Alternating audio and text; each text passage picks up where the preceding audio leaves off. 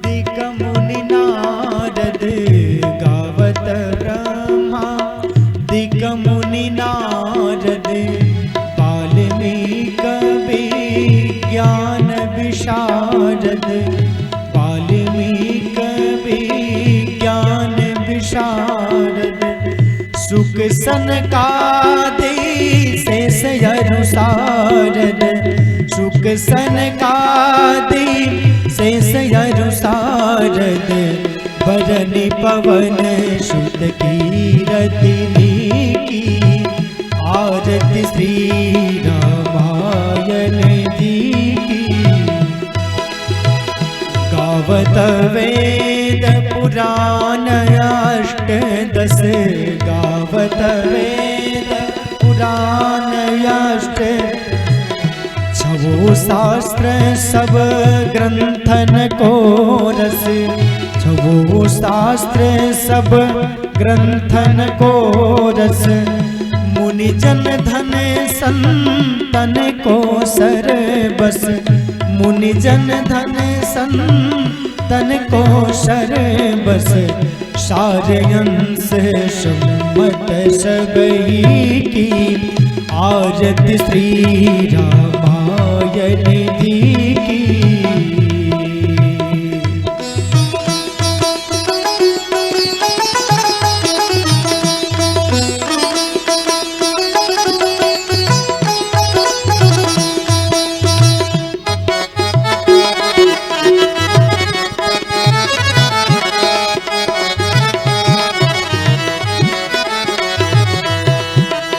गावत संतत शंभु भवानी, गावत संतत शंभु भवानी। अरुघट संभव मुनि विज्ञानी, अरुघट संभव मुनि विज्ञानी। व्यास आदि कवि वर्ज बखानी, व्यास आदि कवि वर्ज बखानी। कागभूषुंड गरुड़ के की, आरती श्री रामायण जी की। कलिमल हरण विषय रस फीकी, कलिमल हरण विषय रस फीकी। सुभग श्रृंगार मुक्ति जुबती की, सुभग श्रृंगार मुक्ति जुबती की। दलन रोग भव मूढ़ियमी की, दलन रोग भव मूढ़ियमी की। तात मात सब विधि तुलसी की, आरती श्री रामायण जी की। कीरति कलित ललित श्रियपी की, कर्पूर गौरम करुणावतारम। संसार सारम भुजगेन्द्रहारम, सदा वसंतम हृदयारविंदे। भवं भवानी सहितं नमामि, त्वमेव माता च पिता त्वमेव, त्वमेव बन्धु च सखा त्वमेव, त्वमेव विद्या द्रविणं त्वमेव, त्वमेव सर्वं मम देव देव, मम देव देव, मम देव देव। हरिः ओं। जलेन शीतले कर्णं पुष्पै देवाभिवन्दनं, हस्ते अक्षपुष्पाणि गृहीत्वा नाना सुगन्धिपुष्पाणि यथा कालोद्भवानि च। पुष्पाञ्जलिर्मया दत्ता गृहाण परमेश्वरः। ओम मंत्र पुष्पांजलिं समर्पयामि निवेदयामि। बोले राजा रामचंद्र भगवान की, बोले अयोध्यानाथ भगवान की। अनंत बलवंत संत श्री हनुमंत लाल जी महाराज की जय जय श्री सीताराम।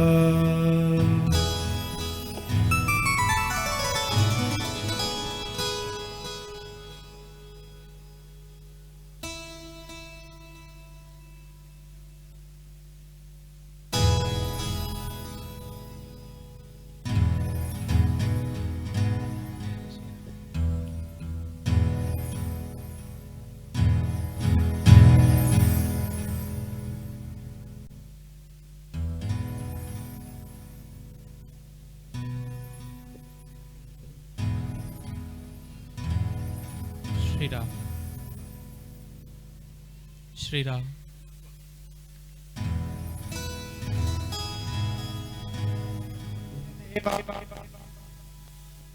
हिताय च जगद्धिताय कृष्णाय गोविन्दाय नमो नमः।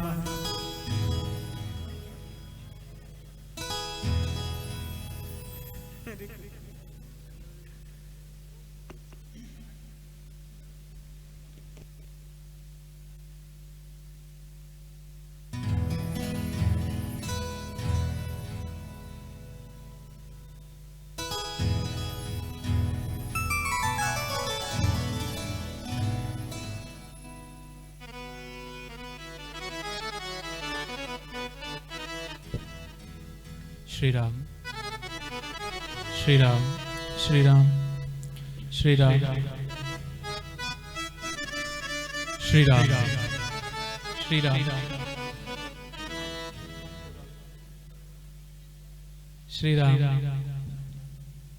श्री राम श्री राम श्री राम जय राम जय जय राम। श्री राम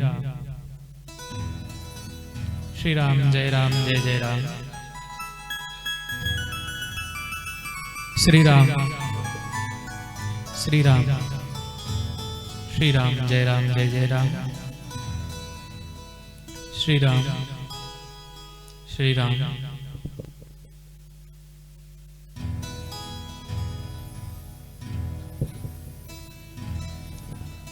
श्री राम श्री राम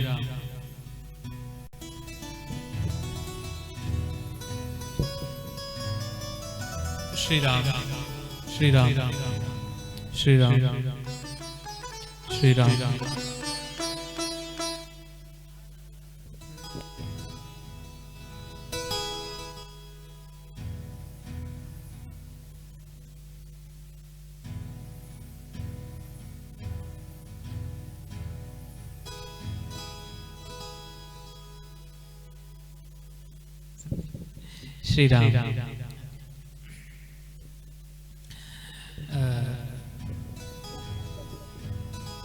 सभी लोग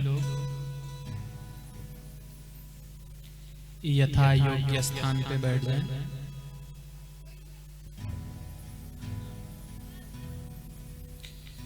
खड़े तो रहते ही हैं भैया, हमेशा थोड़ी देर के लिए बैठ जाइए।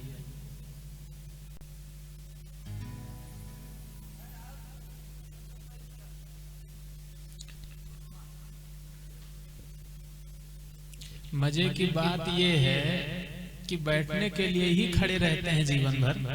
अभी बैठने का मौका है, बैठ जाइए।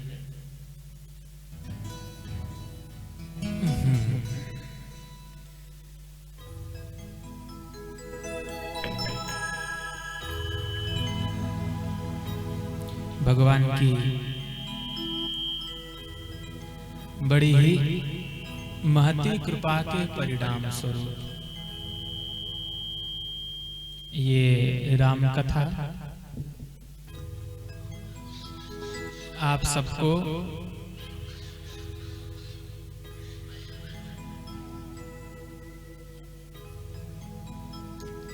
इस क्षेत्र में, इस ग्राम में सुनने का अवसर मिला।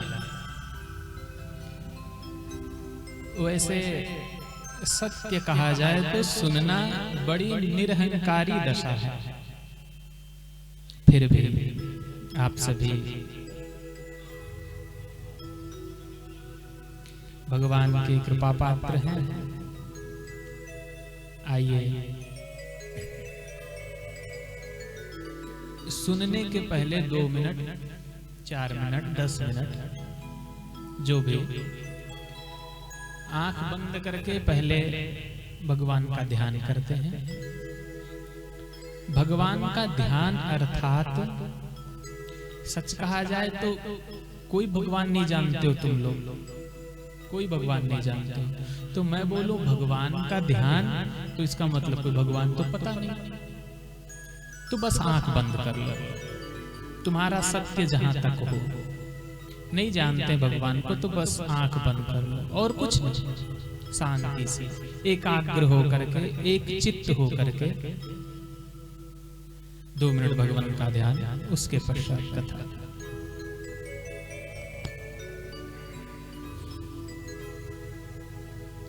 अतुलित बलधामं हेम शैलाभदेहं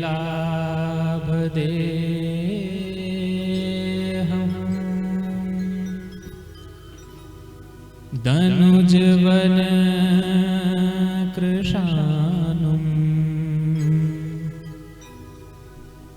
ज्ञानिनामग्रगण्यं सकल गुण निधानम्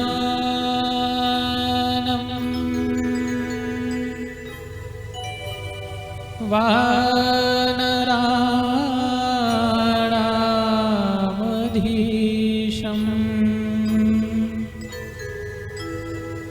श्री रघुपति प्रिय भक्तम्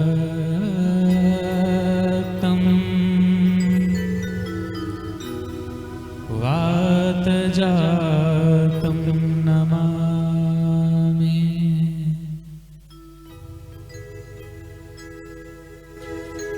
रामाय रामभद्राय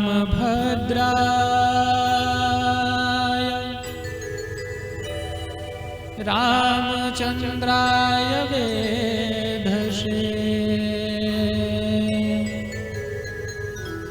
श्री रघुनाथाय नाथाय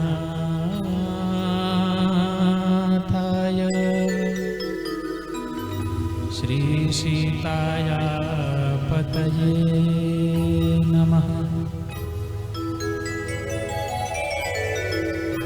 मनोजवं मारुततुल्यवेगं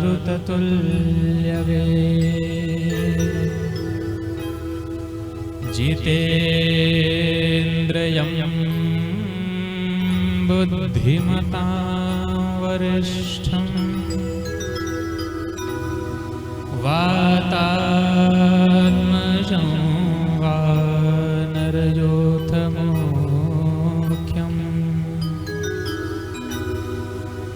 श्रीरामदूतं शरणं प्रपद्ये।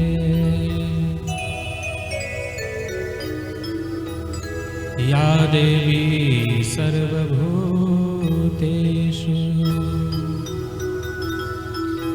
विद्यारूपेण संस्थिता नमः तस्यै नमः तस्यै नमस्तस्यै नमो नमः।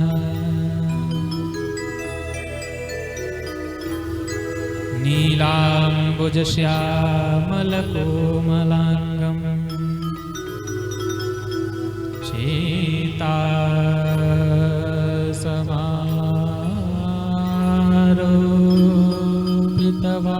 सीतासमारोपितवामभागं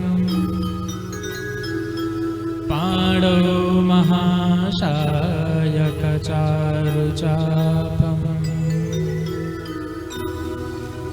नमामि रामं रघुवंशनाथम्।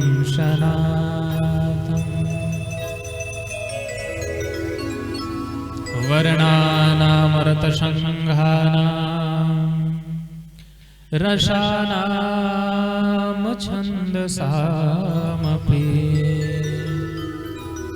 मंगलानाम च कर्तार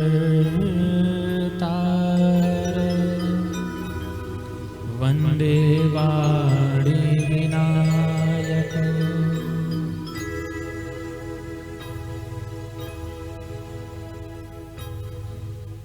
बोलिए राघवेंद्र सरकार की, बोलिए राघवेंद्र सरकार की। अनंत बलवंत श्री हनुमंत लाल जी महाराज की, श्री अयोध्या धाम की, श्री सरयू मैया की, श्री कनक भवन बिहारी बिहारिणी जी सरकार की, श्री सद्गुरुदेव भगवान की, श्री सद्गुरुदेव भगवान की। नमः पार्वती पतये, हर हर महादेव।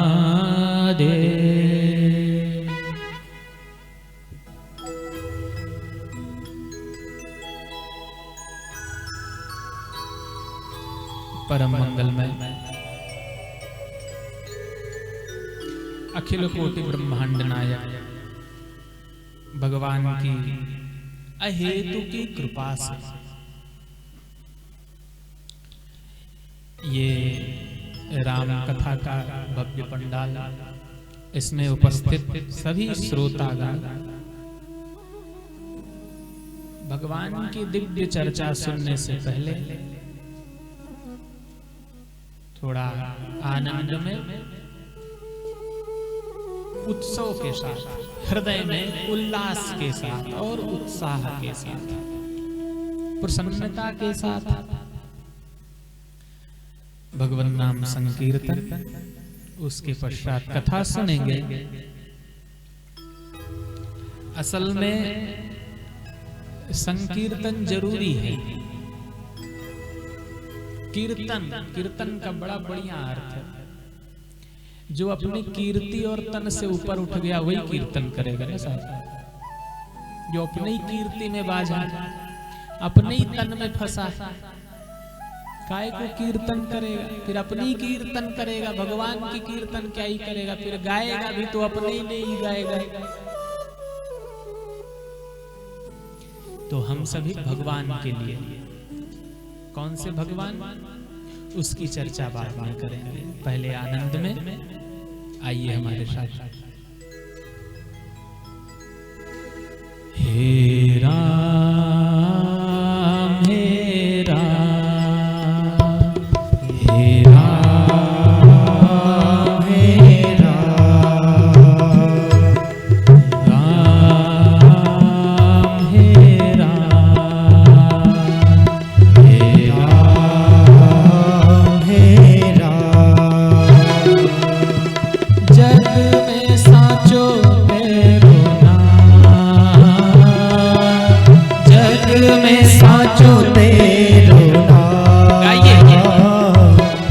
जग में साचो तेरो नाम, जग में साचो तेरो नाम। हे राम हे राम हे राम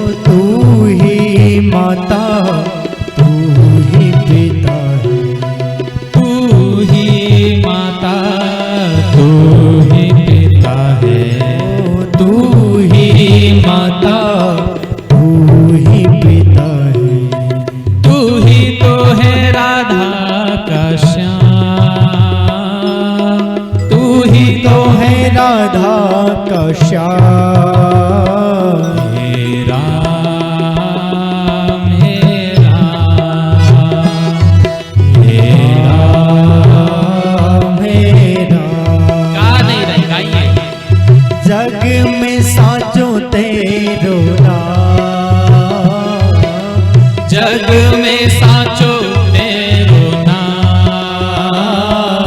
हे राम हे राम हे राम हे राम।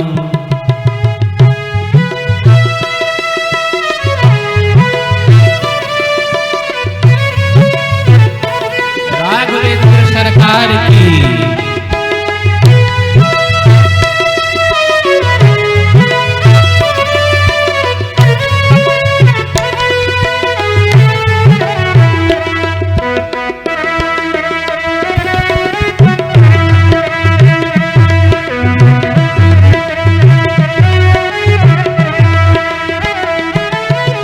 तू अंतर्यामी सबका स्वामी, तू अंतर्यामी सबका स्वामी, तू अंतर्यामी सबका स्वामी, तू अंतर्यामी सबका स्वामी। तेरे चरणों में चारों धाम, तेरे चरणों में चारों धाम, तेरे चरणों में चारों धाम, तेरे चरणों में चारों धाम।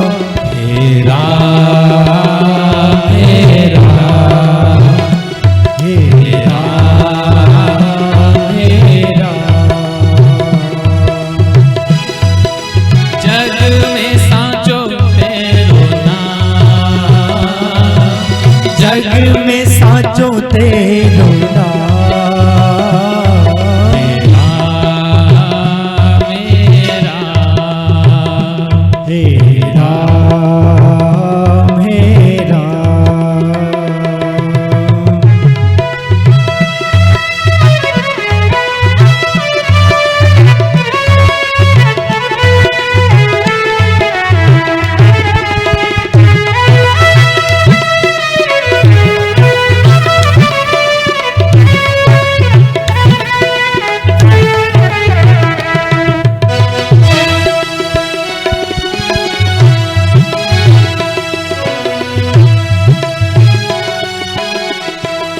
और अगली पंक्ति मुझे बड़ी प्रिय लगती है, आप सबको भी प्रिय लगेगी शायद। तू ही बिगाड़े तू ही संवारे, तू ही बिगाड़े तू ही सवारे, तू ही बिगाड़े तू ही संवारे, तू ही बिगाड़े तू ही सवारे, तू ही बिगाड़े तू ही संवारे। तू ही बिगाड़े तू ही सवारे। इस जग के सारे काम, इस जग के सारे काम, ओ इस जग के सारे काम, इस जग के सारे काम। हे राम हे राम हे राम हे राम। जग में साचो तेरो नाम, जग में साचो तेरो नाम। हे राम हे राम हे राम हे राम।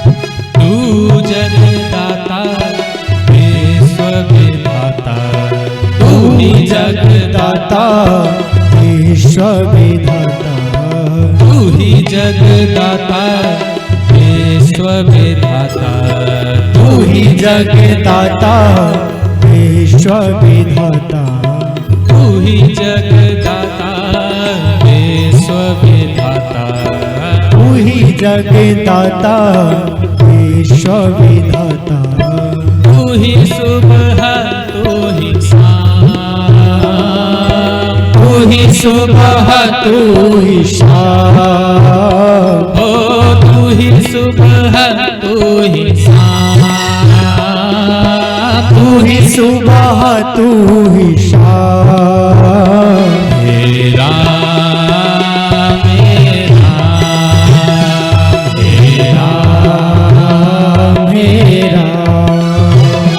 तेरा मेरा मेरा मेरा हो जग में साचो तेरो नाम, जग में साचो तेरो नाम, हो जग में साचो तेरो नाम, जग में साचो तेरो नाम, मेरा मेरा मेरा मेरा मेरा मेरा मेरा मेरा बोलिए राघवेंद्र सरकार की जय हो, राजा रामचंद्र की जय हो, अनंत बलवंत हनुमंत लाल जी महाराज की जय हो। नमः पार्वती पतये हर हर महादेव।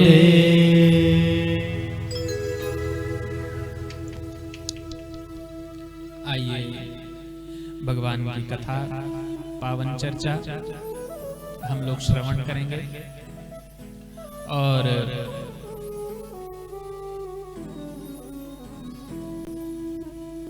भगवान की कथा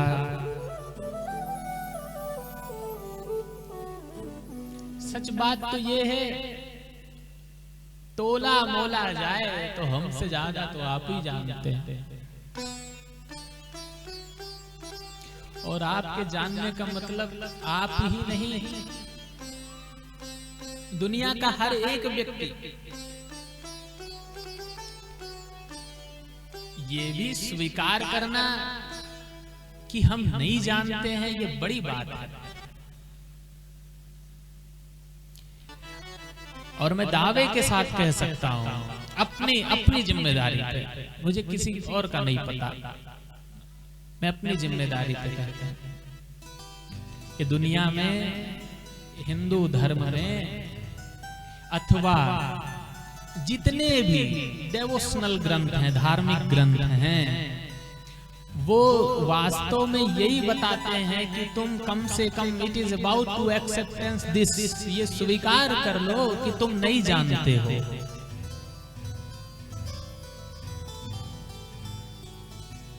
ये यही स्वीकार कराते जितने भी ग्रंथ हैं वास्तव में कि तुम नहीं जानते। पर बड़ी मजे की बात ये हो गई कि जो हमें सिखाता है नहीं जानते, हम वही पढ़ पढ़ के ये मान लेते हैं कि हम बहुत जानते हैं। और आप सभी यहाँ सुनने बैठे हैं, क्या सुनने बैठे? भगवान की कथा।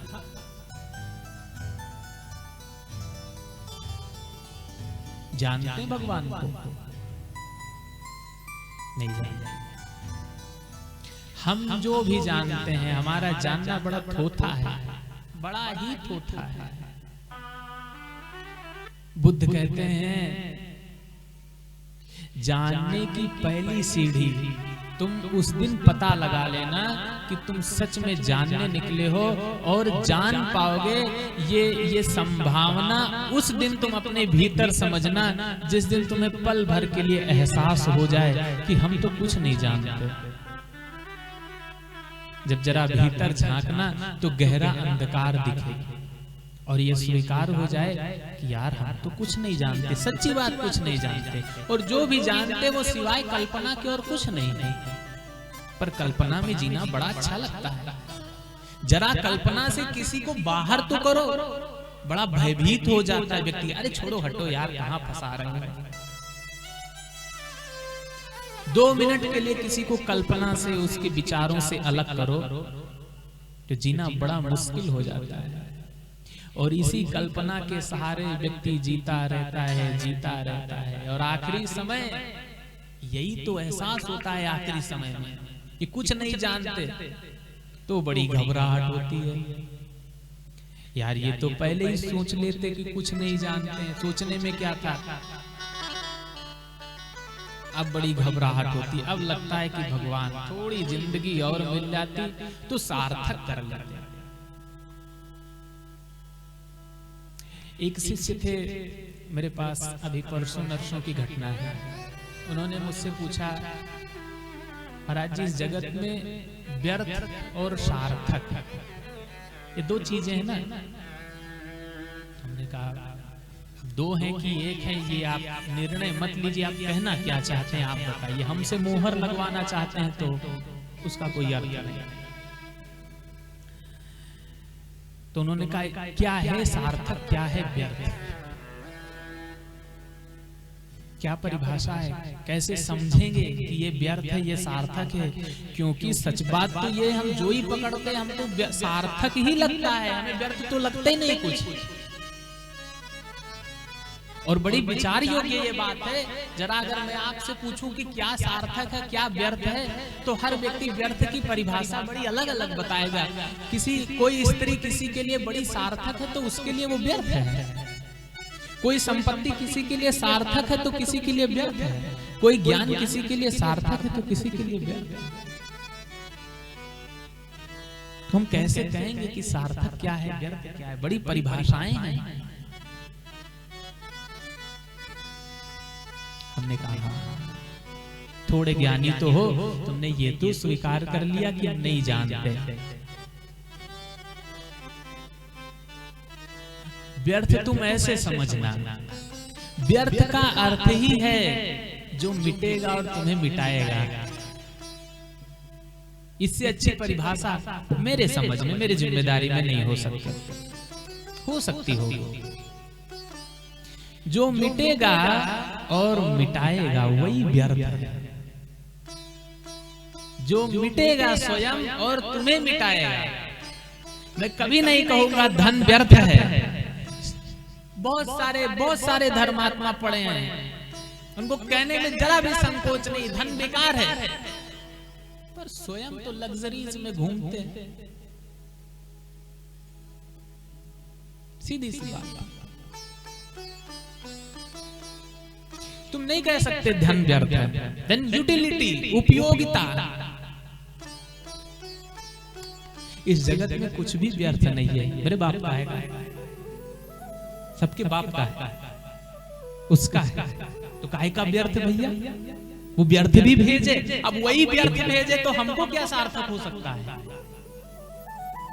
कुछ भी व्यर्थ नहीं है, बस वही व्यर्थ हो सकता है जो तुम्हें मिटे, जो तुम्हें मिटाए और स्वयं मिट जाए। यानी वो धन व्यर्थ हो जाएगा जो तुम उटपटांग तरीके से कमाओगे। अब क्या होगा?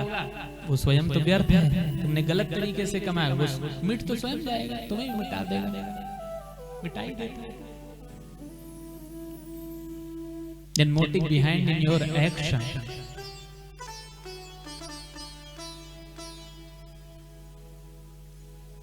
तो व्यर्थ की सीधी सी परिभाषा, व्यर्थ का सीधा सा अर्थ यही है कि जो स्वयं मिटे और तुम्हें मिटा दे। और सार्थक वही है जो स्वयं बचे और तुम्हें बचा ले। तो क्या बचता है? सृष्टि तो कहती है कि परमात्मा के सिवा तो कुछ नहीं बचता है। प्रलयंग काल में कुछ नहीं बचता। हाँ, सच बात है। हमारे भीतर भी कुछ सार्थक है।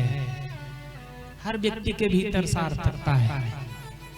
जरा विचार करो, 60 साल से लेके घूम रहे हो, बड़ी खुशबू है यार, क्या निकल गया कि 60 घंटे भी बदबू रोक पाना बड़ी मुश्किल है। लाख बर्फ लगा लो, फ्रीज में रख, सिकुड़न नहीं बचा पाओगे भैया। किसमिस के तरीके से चिपकना शुरू। वो कौन है जो ताजा कर रहा है हर वक्त? वही बचेगा तो सब मिट जाएगा। तो एक अर्थ में सब व्यर्थ है, पर उपयोगिता, ध्यान रखना, उपयोगिता से ज्यादा बढ़े तो तुम्हें भी मिटाएगी, स्वयं तो मिट जाएगी ही जाएगी। स्वयं तो मिट ही जाएगी, तुम्हें भी मिटा देगी। और तुम्हारा मिटने का अर्थ, जब मैं कहूं तुम मिटोगे तो उसका अर्थ, जो तुम्हारी भीतर, वही जो जिसकी मैंने खुशबू बताई, उसको पहचान नहीं पाओगे। और जिसको पहचान नहीं पाए वो मिटा ही है, जब जान ही नहीं पाए उसको। उपनिषदों ने ऐसे नहीं कह दिया, तत्त्वमसि अहम ब्रह्मास्मि, ब्रह्मसूत्र है, मैं ही ब्रह्म हूं। खोजा कभी? खोजने की बात है, उसकी प्रतीति। इसीलिए गोस्वामी जी गहरे में देखो। अब बात यह है कि क्या करें, सच कुछ ऐसा ही होता है, जितना कहने की कोशिश करो नहीं कह पाओगे। गोस्वामी जी की भी मजबूरी, कहते कहते राम कथा, स्वरूप का वर्णन करते करते, रूप का वर्णन करते करते अरूप की बात कर देते हैं। भैया जब रूप की बात कर रहे हो तो काहे को अरूप बीच में ला रहे हो? द्वंद्व ही तो हो रहा है। एक अरूप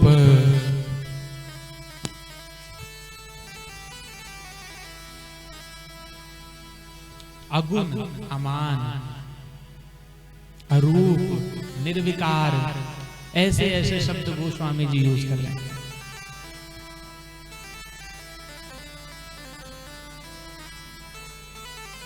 जब राम की चर्चा कर,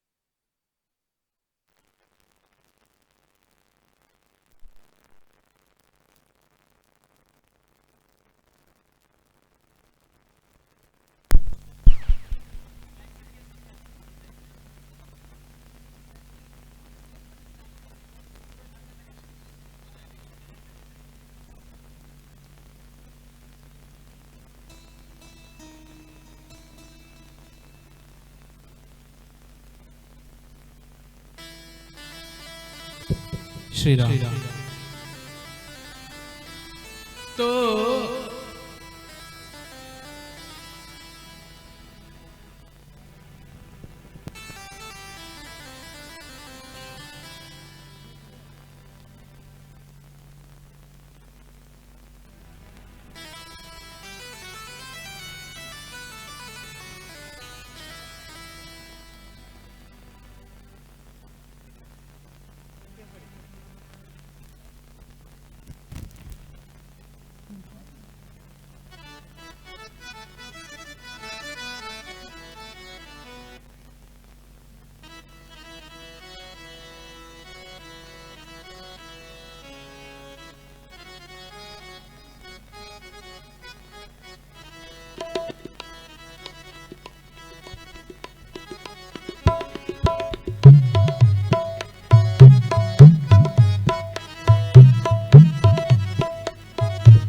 श्री राम।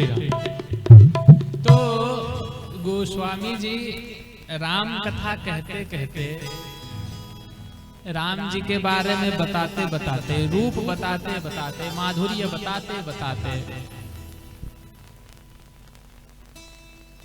बीच में चुपके से कह देते हैं, एक अनी है अरूप अनामा, एक अनी है अरूप अमाना, एक अनी है अरूप अनामा, एक अनी है अरूप अमाना।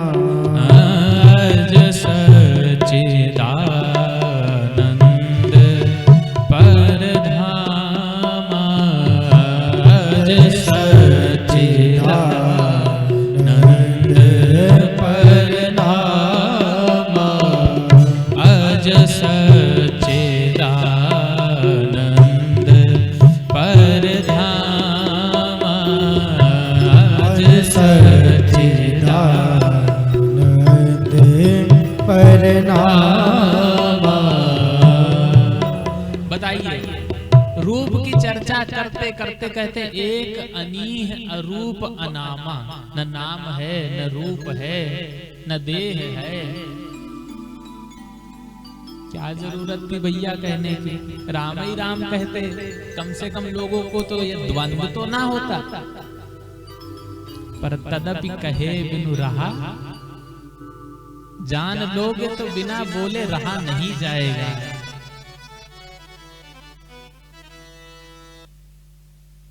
नहीं रह पाओगे।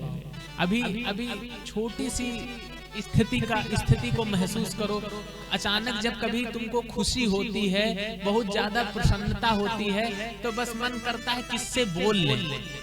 आदमी वैसे ही बोलने लगता है, बात करने के लिए बातें करने लगता है बिना मतलब। जब बहुत ज्यादा मन प्रसन्न होता है तो देखो झूठ है। पर सोचो जिनके मन में थोड़ा आनंद नहीं, परमानंद आ गया हो, तब वो बोले बिना रह पाएंगे क्या? नहीं रह पाएंगे। गोस्वामी जी भी कहते हैं, कथा राम कथा कहते कहते कहते एक अनीह अरूप अनामा। तो हम सभी 9 दिवस ये राम कथा और इसके पीछे का सत्य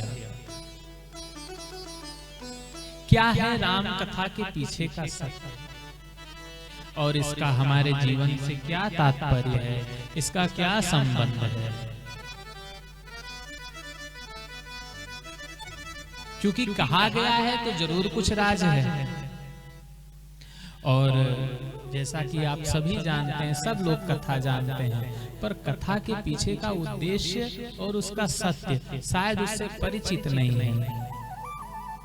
और ये परिचय जब तक आप स्वयं कोशिश नहीं करेंगे, जब तक आप स्वयं जानना नहीं चाहेंगे। धर्म की यात्रा बड़ी निजता है, बड़ी स्वतंत्रता, अपना स्व की यात्रा है। इसलिए कृष्ण बार बार कहते हैं स्वधर्मे निधनम श्रेया। यद्यपि वो स्वधर्म का अर्थ और है, पर कहना पड़ेगा, यहाँ भी अर्थ लगाना पड़ेगा। हर व्यक्ति का अपना स्वधर्म है और उस स्वधर्म को जब तक नहीं जानोगे तब तक तो भैया मुश्किल है। या तो देखो, मेरी बात उन लोगों के लिए व्यर्थ है, किन लोगों के लिए जिनको जरूरत नहीं भैया।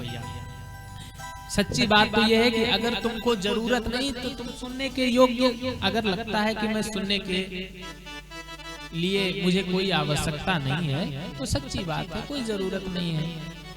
पर भीतर विचार करना, यदि थोड़ी जरूरत पड़े तो जरूर सुनना। और सुनना बड़ी निरहंकारी दशा है। ये भगवान की कथा सुनने की जो जिम्मेदारी दी गई है वो समस्त इंद्रियों में कान को दी गई है। यद्यपि आप कहेंगे ये क्या पागलपन वाली बात है, कान ही तो सुनते हैं तो कान को दी जाएगी। नहीं भैया, कान बड़े निरहंकारी हैं। अभी तुम जो ना भी सुनना चाहो वो भी कान को सुनाई पड़ता है। अगर कोई सामने वाला बोल रहा है और तुम्हारी मर्जी नहीं है तो तुम पलट के बोल दोगे भैया नहीं, पर कान तो खुले हैं, क्या करोगे? कान में तो आवाज जाएगी जाएगी, चाहे कुत्ता भौंके चाहे आदमी बोले, कुछ नहीं कर सकते। इसीलिए भगवान की कथा कानों को सौंपी गई, क्योंकि अहंकार भगवान को जो है हृदय में नहीं विराजने देता है। जानने वालों ने यही कहा, जब मैं था तब हरि नहीं।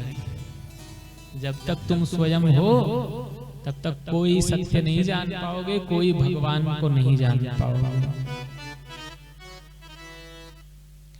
अभी YouTube खोलो, मोबाइल खोलो, इंस्टाग्राम खोलो, बड़े जल्दी इतनी तीव्रता से लोग कमेंट करते हैं दुनिया के बारे में। दुनिया ऐसी है, दुनिया वैसी है, फलाने बाबा ऐसे हैं, फलाने धमाके बाबा ऐसे हैं। अरे फलाने ऐसे हैं, कैसे हैं, तुम कैसे हो? स्वयं को जान लो तो तुम सबको जान लोगे। और भैया सच कहें तो सत्य की यात्रा ऐसी होती है। कैसी होती है? डॉक्टर जब ऑपरेशन करता है, सीखता है, तो दुनिया में अगर 7 अरब जनसंख्या है तो 7 अरब का पेट नहीं फाड़ता है, एक ही से सीख लेता है कि ऑपरेशन जितने व्यक्ति हैं सबका सीखेगा। एक ही से तो सीखेगा, 2 बॉडी से सीख लेगा, 3 से सीख लेगा। तो जब बाह्य जगत में आप 1-2 शरीर से सीख जाते हैं तो भीतर जो अशरीरी अवस्था है, इसका कोई शरीर नहीं है, और जिसके लिए कहा गया समोहम सर्वभूतेषु, भगवान कहते हैं सब में सम हूं, वही हूं, न कम हूं न ज्यादा हूं। और जिसने उसको जान लिया तो क्या पूरी दुनिया के बारे में जान सकता? जान लेते हैं। इसीलिए महापुरुष अलग हो जाते हैं दुनिया से। काहे के लिए? वो जान जाते हैं, जैसा अपनी स्थिति को जान करके वो दूसरे को जान लेते हैं, फिर उनके जीवन से प्रपंच खत्म हो जाता है। तो दुनिया में बाबा कैसे हैं, फलाने कैसे हैं, धमाके कैसे हैं, इसको जानने की कोई जरूरत नहीं है। तुम स्वयं को जान लो और फिर तुमको दुनिया पूरी जानी हुई नजर आएगी। और ये ग्रंथ, ये राम कथा, ये भागवत कथा, ये कृष्ण कथा जो भी है, ये गहरे में यही संदेश देती है, बार बार जगाने के लिए।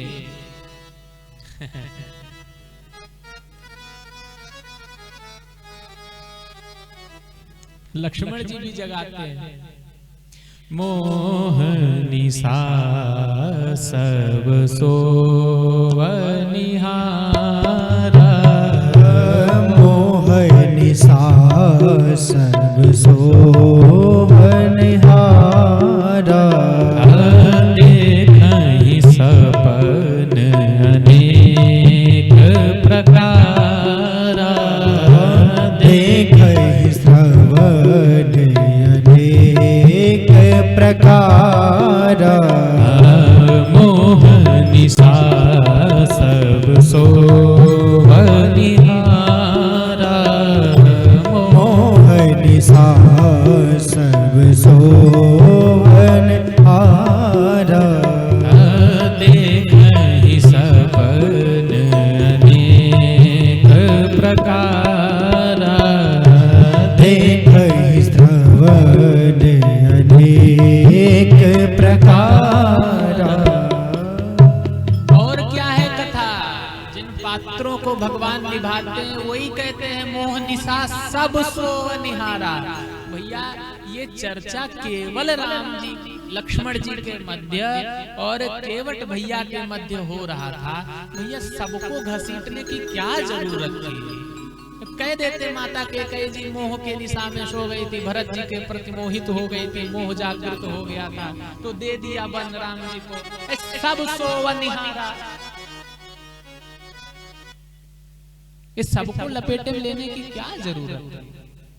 अभी हम कहें तो बुरा लग जाएगा, अभी गोस्वामी जी कह रहे हैं तो कोई फर्क नहीं पड़ता।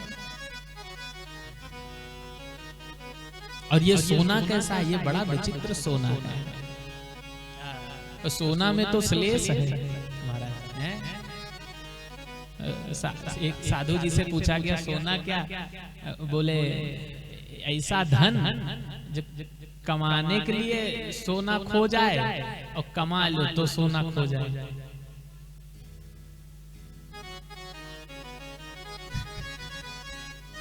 दोनों में सोना, सोना कमा लो तो सोना खो जाए और कमाने के चक्कर में सोना खो जाए। एक तो जल्दी जल्दी कमाना है, नींद हराम है, कमा लिए तब चोरी न हो जाए, नींद हराम है।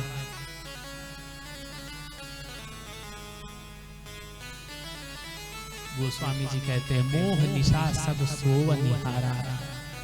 तो हम सब यही 9 दिन यात्रा करेंगे कथाओं के माध्यम से कि कथाओं का सत्य क्या है। आइए प्रवेश करते हैं। गोस्वामी जी मंगलाचरण करते हुए सर्वप्रथम बालकांड में जो पहला श्लोक है, कहते हैं वर्णा नामर्थ संधान रसानाम छंद सामपि मंगलानाम च करतारो वंदे वाणी विनायको। सर्वप्रथम वो किसकी वंदना करते हैं? गणेश जी की और वाणी मानी सरस्वती जी की। पर आइए फिर वही बात है, मैं फिर से दोहरा दूं, उदाहरण के लिए इस बात को याद रखना। डॉक्टर जब ऑपरेशन सीखता है तो दुनिया के सारी बॉडी का ऑपरेशन नहीं सीखता है, एक ही शरीर। अगर तुम मेरे एक भी श्लोक के अर्थ को समस्त तरीके से मन में धारण कर लिया, मैं कहता हूं तुम्हें कल के कल राम कथा सुनने की जरूरत नहीं। मैं अपनी जिम्मेदारी पे कह रहा हूं, सिर्फ अध्यात्म की जो यात्रा है भैया, बड़ी गजब की यात्रा है। कैसी यात्रा है? अब ये कहा जाए अभिव्यक्ति के लिए तो ठीक वैसे ही कि जैसे तुम्हें पैदल यात्रा करना होता है तो जो पहला कदम बढ़ाते हो, पहला कदम, और जब तक मंजिल ना पहुंच जाओ तो क्या दूसरा कदम अलग तरीके से बढ़ाते हो? कैसा बढ़ाते हो? वैसे ही जैसे पहले बढ़ा था वैसा ही कदम दूसरा, फिर तीसरा, फिर चौथा, और वो कदम तब तक वैसे ही बढ़ते जाते हैं जब तक मंजिल नहीं आ जाती है। घबराना नहीं, सत्य ना मिले, परमात्मा न मिले, भक्ति न पैदा हो, किसी से नहीं, ये नहीं जहां जाओ सबसे पूछने लग जाओ। और पूछ में महाराज पूछ लगती है, और जब व्यक्ति पूछ हो जाए तो अपनी पूछ बार बार घूम घूम के देखेगा। व्यक्ति की पूछ हो जाए वो अपनी पूछ न देखे, और महाराज मेरी तो बड़ी पूछ है,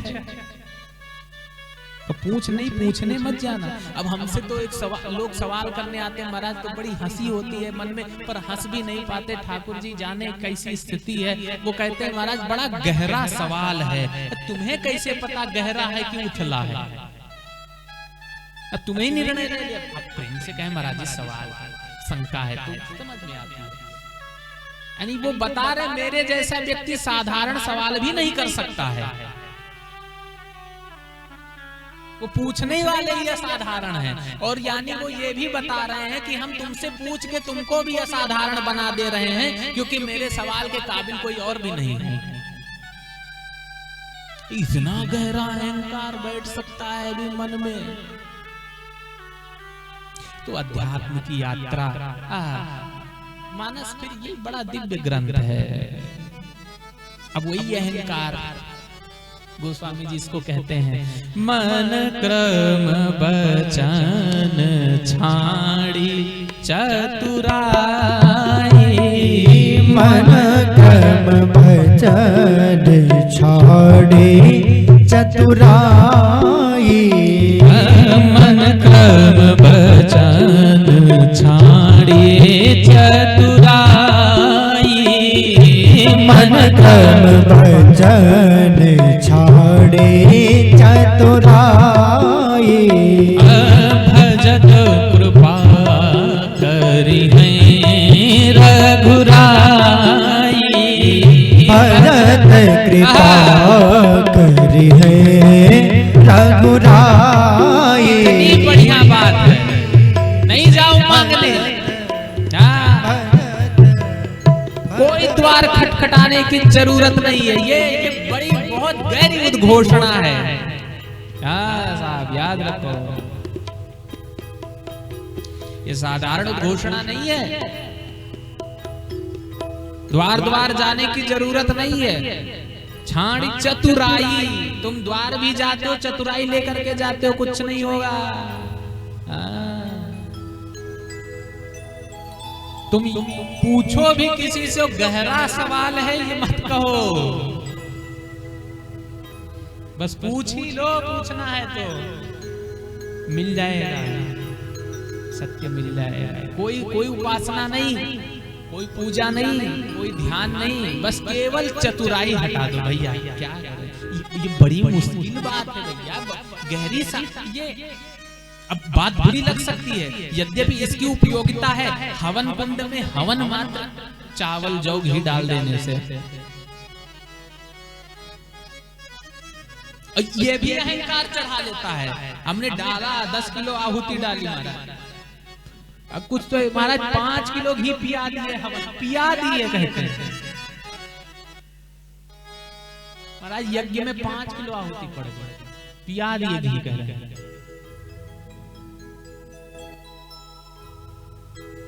कुछ नहीं होगा साहब, केवल चतुराई घटा दीजिए, केवल चतुराई घटा दीजिए बस। तो भजत कृपा, अब तुम कह दोगे नहीं भी कहोगे तब भी वो आ जाएगा। तो गोस्वामी जी कहते हैं, आइए मंगलाचरण में श्लोक की ओर चलते हैं। वर्णा नामर्थ संधाना, मैंने ये बात कही इसलिए ध्यान दीजिए। ये बात मैंने इसलिए कही कि जरूरी नहीं है 9 दिन आपको बैठने की। यहाँ बिल्कुल आपके साथ हूँ, घर गृहस्थ है, परिवार है, काम है, पर जितनी देर बैठे हो ना साहब, ईमानदारी से साहब, इतनी देर बस बैठे ही हो, बैठे ही हो, कुछ और नहीं। और मेरी बात को बहुत ज्यादा दिमाग लगाने की भी कोशिश मत करना, समझने की तो बिल्कुल कोशिश मत करना। ठीक वैसे ही जैसे डॉक्टर दवा देता है तो घर पे भी टेबलेट ला के विचारते हो क्या, कौन सी खानी कौन सी नहीं खानी। और कुछ लोग विचार लेते हैं, वो बात अलग है, पर बस क्या करते हो, मुंह खोलते हो और गट से जैसी आराम और फायदा कर जाती है।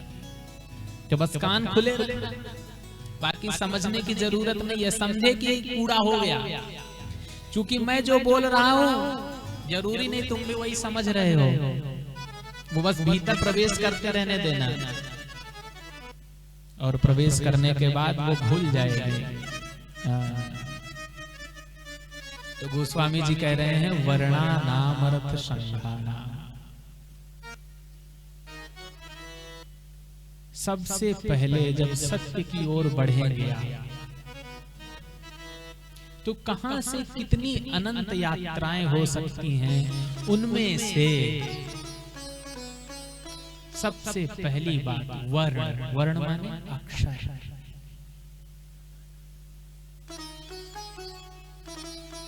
और अक्षर का बड़ा गजब का अर्थ होता है। गीता में भगवान कृष्ण कहते हैं अक्षर ब्रह्म। अक्षर का अर्थ होता है जिसका कभी क्षरण न हो। आ माने नहीं, क्षर माने जो क्षरण हो, मिटे कभी। शब्द भी एक रास्ते से तुम्हें लेके जाएंगे। वर्णा नाम अर्थ।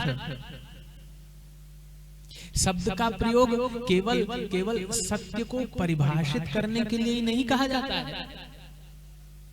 एक शब्द का प्रयोग तो गोस्वामी जी भी कर रहे हैं, जिससे इतनी मोटी मानस बन के तैयार हो जाती है।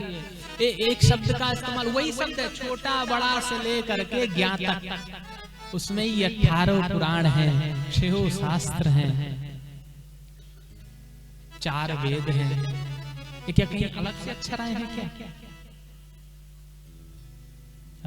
वही अक्षर है, छोटा ही बड़ा ज्ञान तक, सब कुछ लिखा है उसी में, अलग से कहीं नहीं है।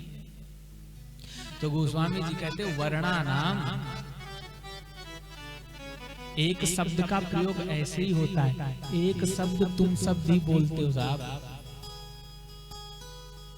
और वो शब्द बोले मानस में जो मैं शब्दों का प्रयोग कर रहा हूं उसके जो अर्थ हैं, तो ऐसा नहीं है, तुम्हारे भी शब्दों के अर्थ हैं। तुम वर्णों का प्रयोग करते हो, उसमें से भी अर्थ बड़े विचित्र विचित्र निकालते हो। अब जरा कोई गाली दे रहा हो और गाली देने के बाद वो अर्थ देखो कैसा निकलता है। तो गोस्वामी जी ये भी कह रहे, वर्णा नाम अर्थ संघाना, उन समूहों को सुन करके अर्थ निकल के रस निकलता है। तुम भी जब गाली बकते हो किसी को, तो बड़े मन में, कैसे लोग देते वक्त मन में जैसे लग रहा है रस फूट रहा है उनके, उसको इतना महसूस करते हैं। क्या है भैया, वो सत्य की ओर तुम्हें नहीं ले जाएगा, वो सुख की ओर तुम्हें नहीं ले जाए। मैं इतना निचले स्तर पे आकर के इसीलिए बता रहा हूं कि तुम जो दैनिक जीवन में प्रयोग कर रहे हो और उसको करने के बाद कामना कुछ और कर रहे हो। गोस्वामी जी भी प्रयोग करते हैं वर्णों का, उसके अर्थों का, समूहों का, रसों का, छंदों का प्रयोग करने के बाद, और आखिरी में निष्पत्ति कहां तक कहते हैं, पायो परम विश्राम, मानस का कृष्ण। तुम भी वर्णों का प्रयोग करते हो, शब्दों का प्रयोग करते हो, उसके पीछे बड़ा रस लेते हो, पर पायो परम विश्राम नहीं घटता है। घटता है किसी के जीवन? फिर चढ़ा लो 10 लोटिया जल, सुबह 4 बजे टनटना लो घंटा, कोई अर्थ नहीं।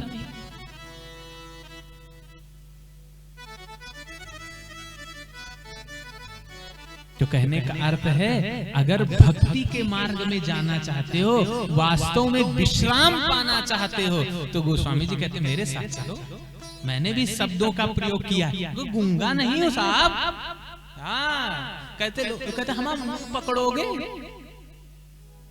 लोग ऐसे बात अगर उनसे कहो, कहेंगे हमारा मुंह बंद करोगे। तो तुम स्वतंत्र तो हो बोलने के लिए, पर पीछे से जो मिलेगा उसके लिए भी तुम परतंत्र हो जाओगे। भोगना ही पड़ेगा, लेना ही पड़ेगा।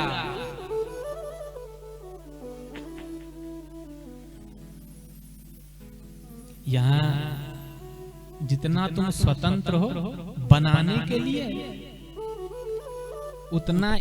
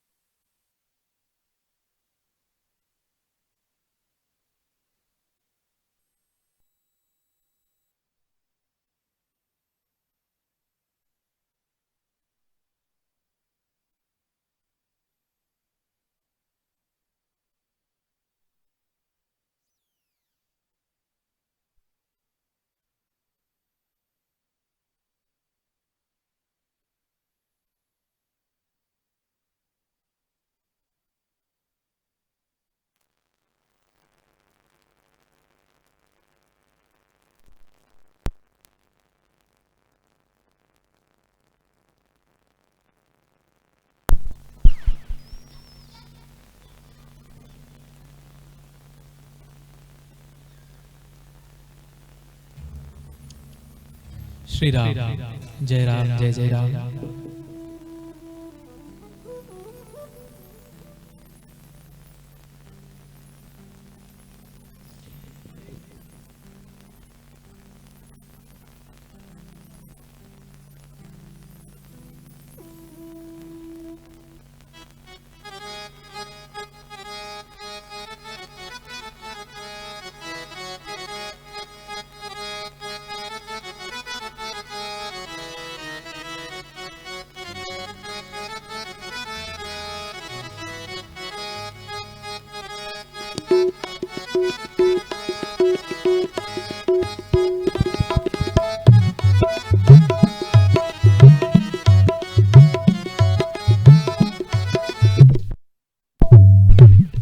श्री राम श्री राम जय राम जय जय राम।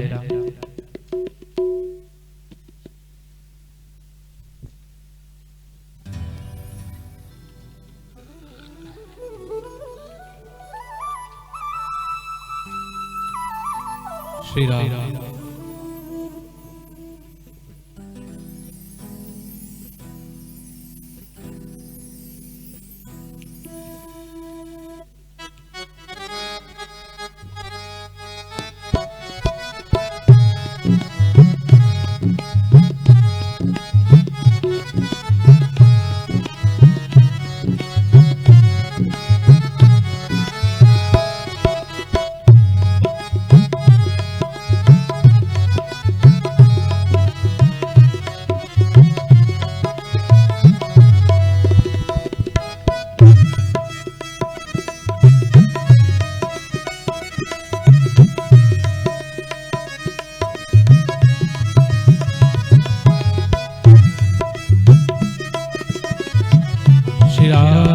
चंद्र भगवान की हो। तो हम श्रवण कर रहे थे कि वर्णों का प्रयोग, शब्दों का प्रयोग गोस्वामी जी नहीं, हम भी करते हैं। मेन अर्थ मुख्य अर्थ नहीं चल रहा था, पर वो जब करते हैं प्रयोग तो उनके जीवन में क्या घटित होता है? पायो परम विश्राम। और हम सब, और बड़े मजे की बात है भैया,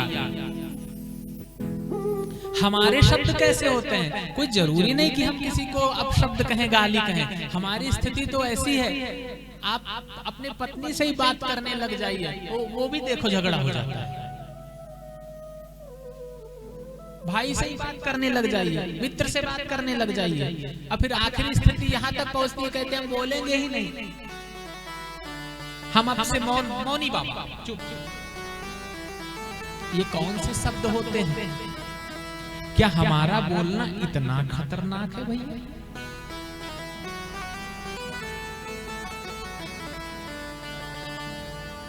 गोस्वामी जी कहते हैं रसानाम छंद सामपि, रस से भरपूर है।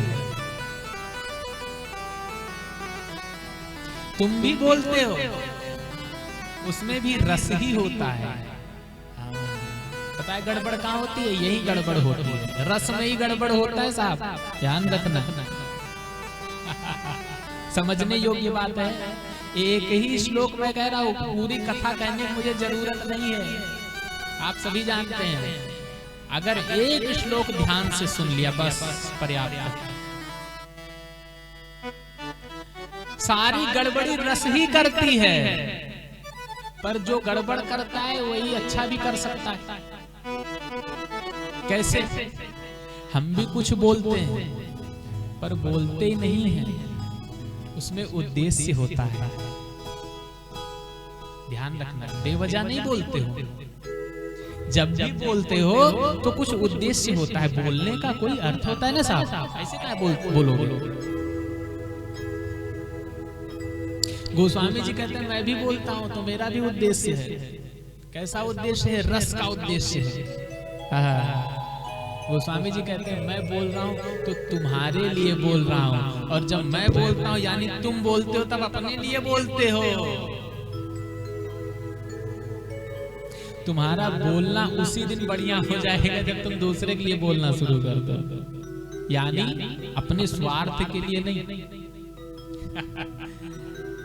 कितनी बढ़िया, और ये बड़ी ऊंची बात है साहब, ये साधारण बात नहीं है।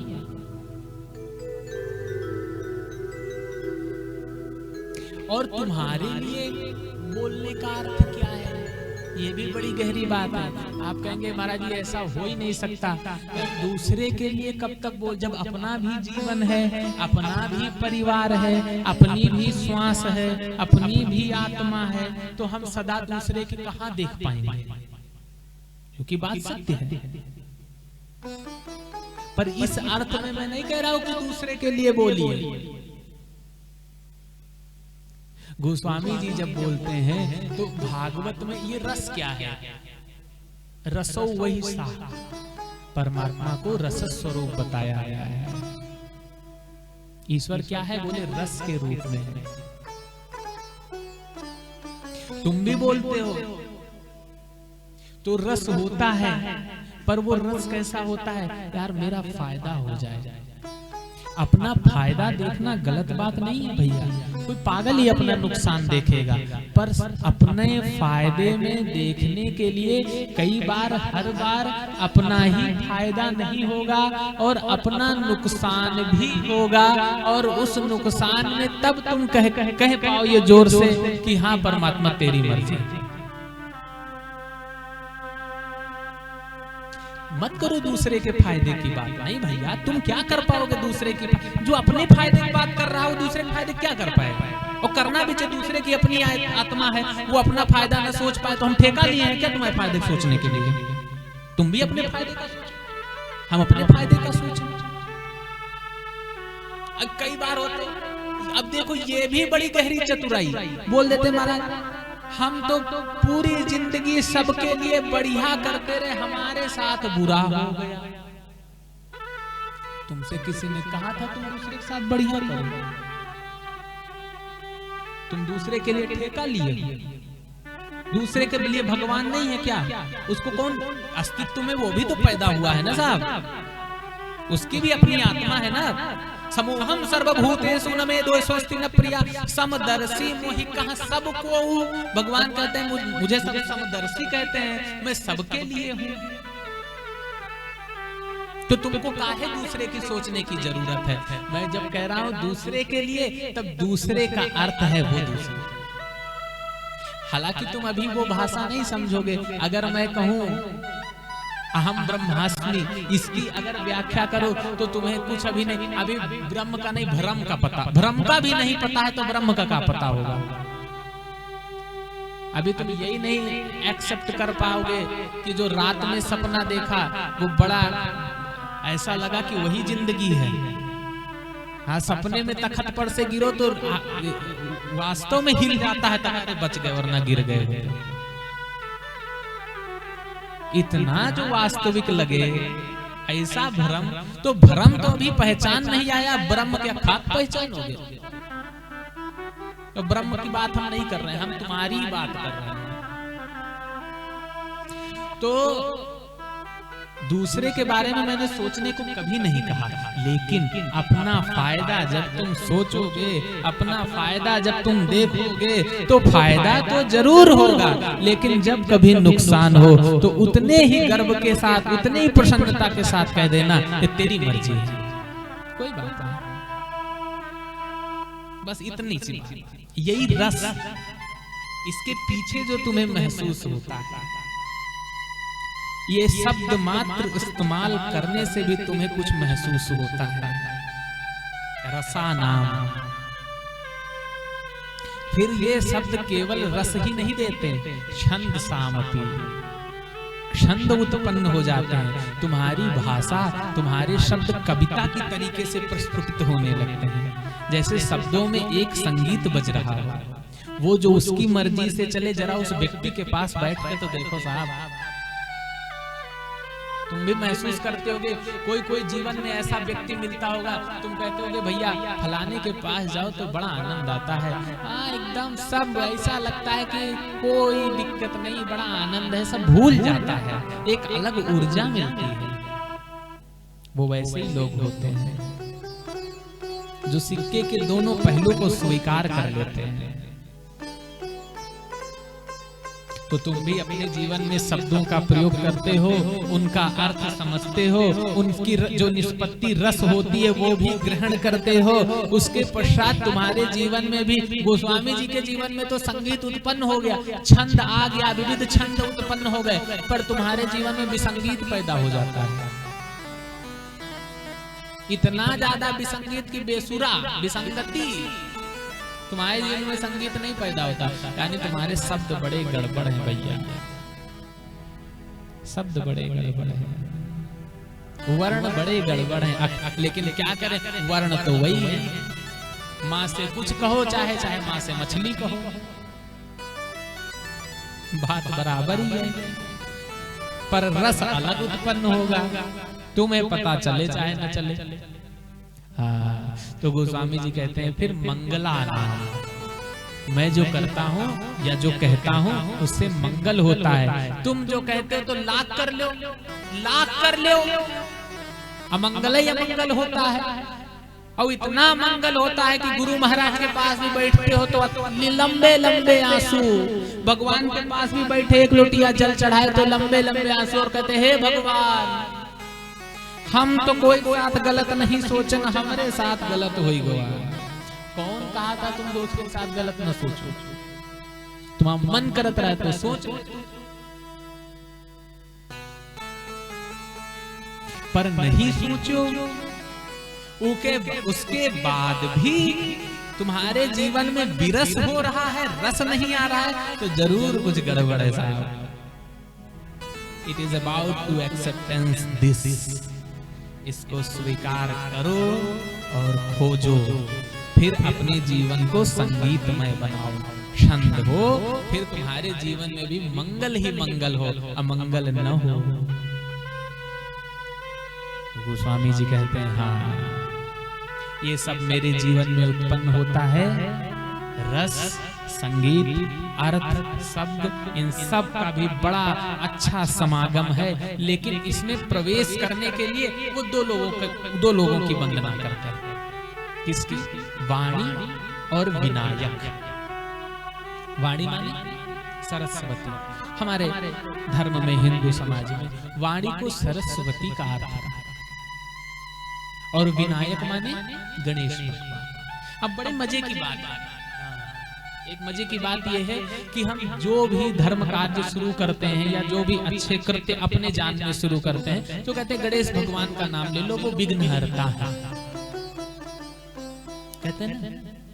तो ये गणेश भगवान की ही प्रार्थना क्यों की जाती है,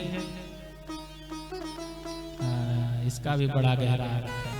गोस्वामी जी भी कर ले रहे हैं, वंदे वाणी विनायको। बोले वाणी की इसलिए कि शब्द हम भी यूज करते हैं, शब्द हम भी प्रयोग करते हैं, लेकिन वो शब्द मंगलमय होते हैं, वो शब्दों से संगीत प्रयोग होता है। क्यों? क्योंकि विनायक, अब ये इतना गहरा सत्य साहब कि सत्य के लिए अभिव्यक्ति करना बड़ा मुश्किल हो जाता है, सच को बताना। बोले विनायक की इसलिए, विनायक का अर्थ होता है, ये गणेश भगवान का स्वरूप देखो जरा कैसा होता है, सर हाथी का, पेट बड़ी सी,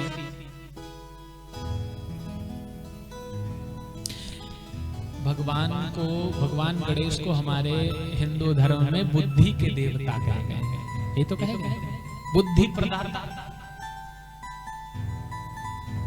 और सत्य की खोज में कहते परमात्मा तो बुद्धि से मिलता नहीं, ये भी तो कहा गया है। परमात्मा काहे से मिलता है?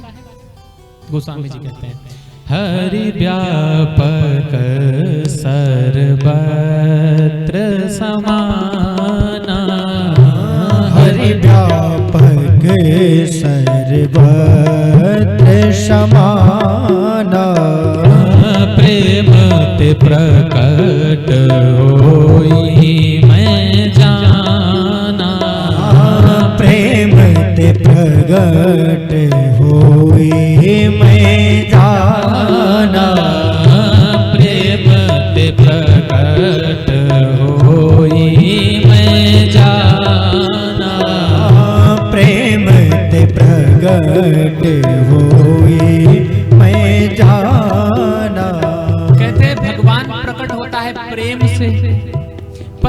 भी भक्ति कार्य शुरू होने से पहले पूजा की जाती है गणेश जी की, और गणेश जी से प्रेम के प्रतीक नहीं है, बुद्धि के प्रतीक है। तो बुद्धि से कहीं परमात्मा मिलता है क्या? तो काहे के लिए गणेश जी की पूजा जरूरी है? अब ये सत्य की यात्रा है। बुद्धि का अर्थ ये है कि जब तुम सत्य की ओर मुड़ोगे, जब तुम विचार करोगे एक पल के लिए, मान लीजिए खाली बैठे हो और विचार करो कि यार मुझसे किसी ने पूछ के तो पैदा किया नहीं, और एक दिन आएगा कि मुझसे कोई कहेगा भी नहीं कि भैया तुम 60 साल जी लिए, 70 साल जी लिए, 20 साल जी लिए, अब चलो। बिना पूछे पैदा कर देता है और बिना पूछे मार देता है, और रोते रोते हम मर जाते हैं। दुख बड़ा होता है। बिना पूछे पैदा कर देगा और बिना पूछे मार देगा। ये कौन है? तो इस खोज के लिए जब तुम निकलोगे, इस सत्य को जानने के लिए जब विचार करोगे, तो सबसे पहले जो रास्ते में आएगी वो बुद्धि आएगी। बुद्धि का अर्थ तर्क। तुरंत मन काट देगा, अरे छोड़ो कहां पगलवा रहे हैं, बाबा बैरागी चक्कर में पड़े जा रहे हैं। बुद्धि तुरंत। और गणेश जी का वाहन देखो पास, आप बड़े मजे की बात, चूहा, सब कुछ बड़ा विचित्र सा, सर भी अपना नहीं है, पेट भी बड़ा सा, जितना शरीर बड़ा, वाहन देखो चूहा, कुतुर कुतुर कुतुर कुतुर सब काट देता है, कुतर डालता है। बुद्धि भी तुम्हारे सब कुतर देती है चूहे के तरीके से। अब हम जो बोले जा रहे हैं सब कुतर रही होगी, कि बहुत सारे लोग बैठे हैं सबके, का पंडित जी सुना रहे हैं, बड़े ज्ञानी हैं, कुतरे रही होगी। चूहा काम कुतरते ही है। गोस्वामी जी कहते हैं हाँ, हमने भी शुरू किया था जब मानस, तो बुद्धि कुतरने लगी थी। तर्क, क्या करोगे, क्या होगा इससे, कहां फंसे जा रहे हो, जिंदगी में मौज करो, ऐश करो, ऐसा लग रहा है कोई छीने ले रहा है। भैया जब तुमसे कोई कहे भक्ति कर लो, थोड़ा भगवान का नाम ले लो, तो कौन तुमसे कुछ छीन ले रहा है? दाल भात रोटी छीनी जा रही है, कि तुमसे तुम्हारा घर कोई छीन ले रहा है, कि तुमसे तुम्हारी गाड़ी चोरी हुई जा रही है। लेकिन आखिर में डर का है, जब सब कुछ तुम्हारा तब भी रहेगा।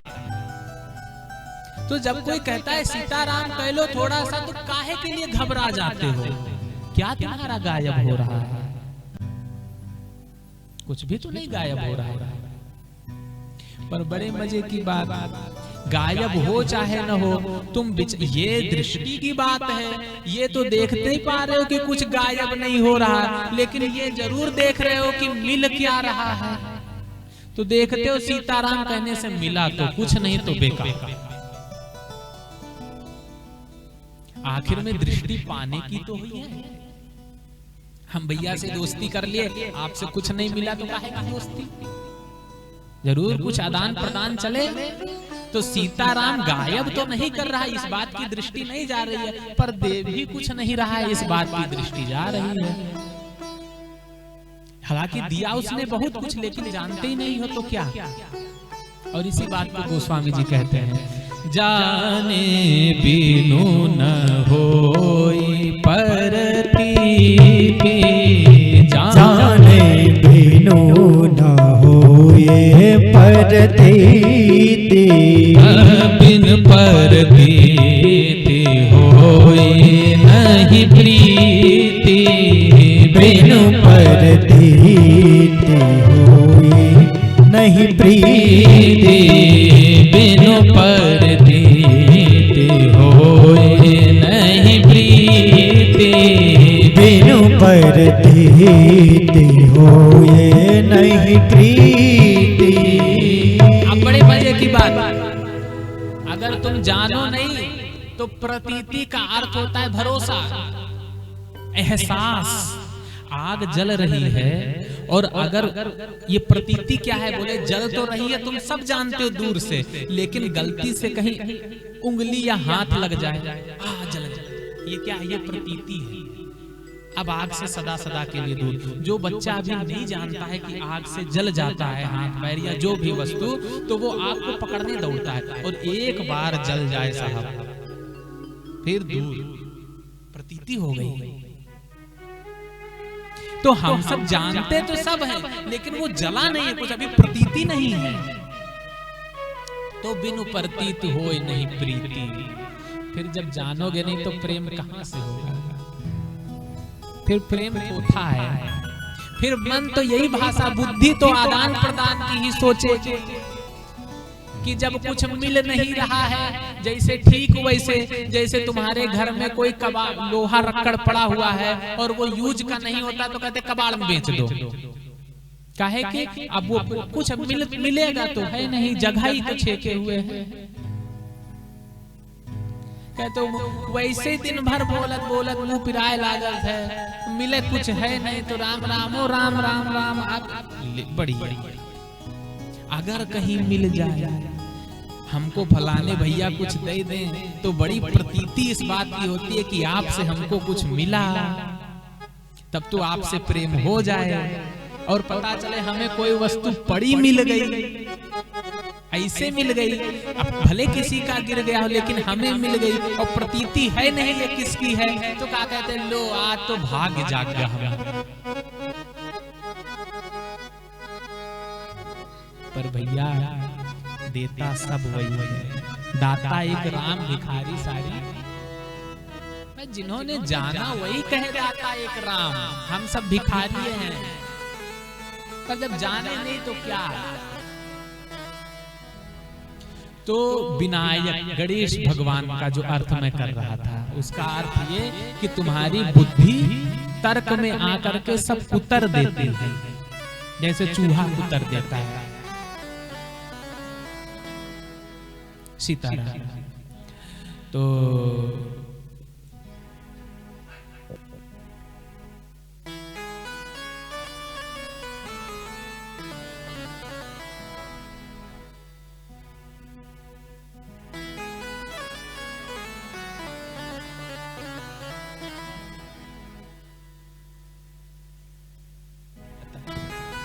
श्री राम। तो हाँ, गणेश भगवान बुद्धि के देवता। गोस्वामी जी इसीलिए प्रार्थना कर रहे हैं। अच्छा, तर्क, जैसे बुद्धि के देवता मैंने कहा, और बुद्धि क्या करती है? तर्क करती है। और तर्क बढ़िया चीज है, मैं कहता हूं होना चाहिए। तर्क हमेशा मध्य में होता है। उसके दो सिरे क्या होते हैं? एक होता है वितर्क, एक होता है कुतर्क। शिव सूत्र में महादेव ने वितर्क को ज्ञान में सहायक कहा है, वितर्क को सत्य के मार्ग में चलने के लिए सहायक कहा है। वितर्क आपका सहायक है। कैसे?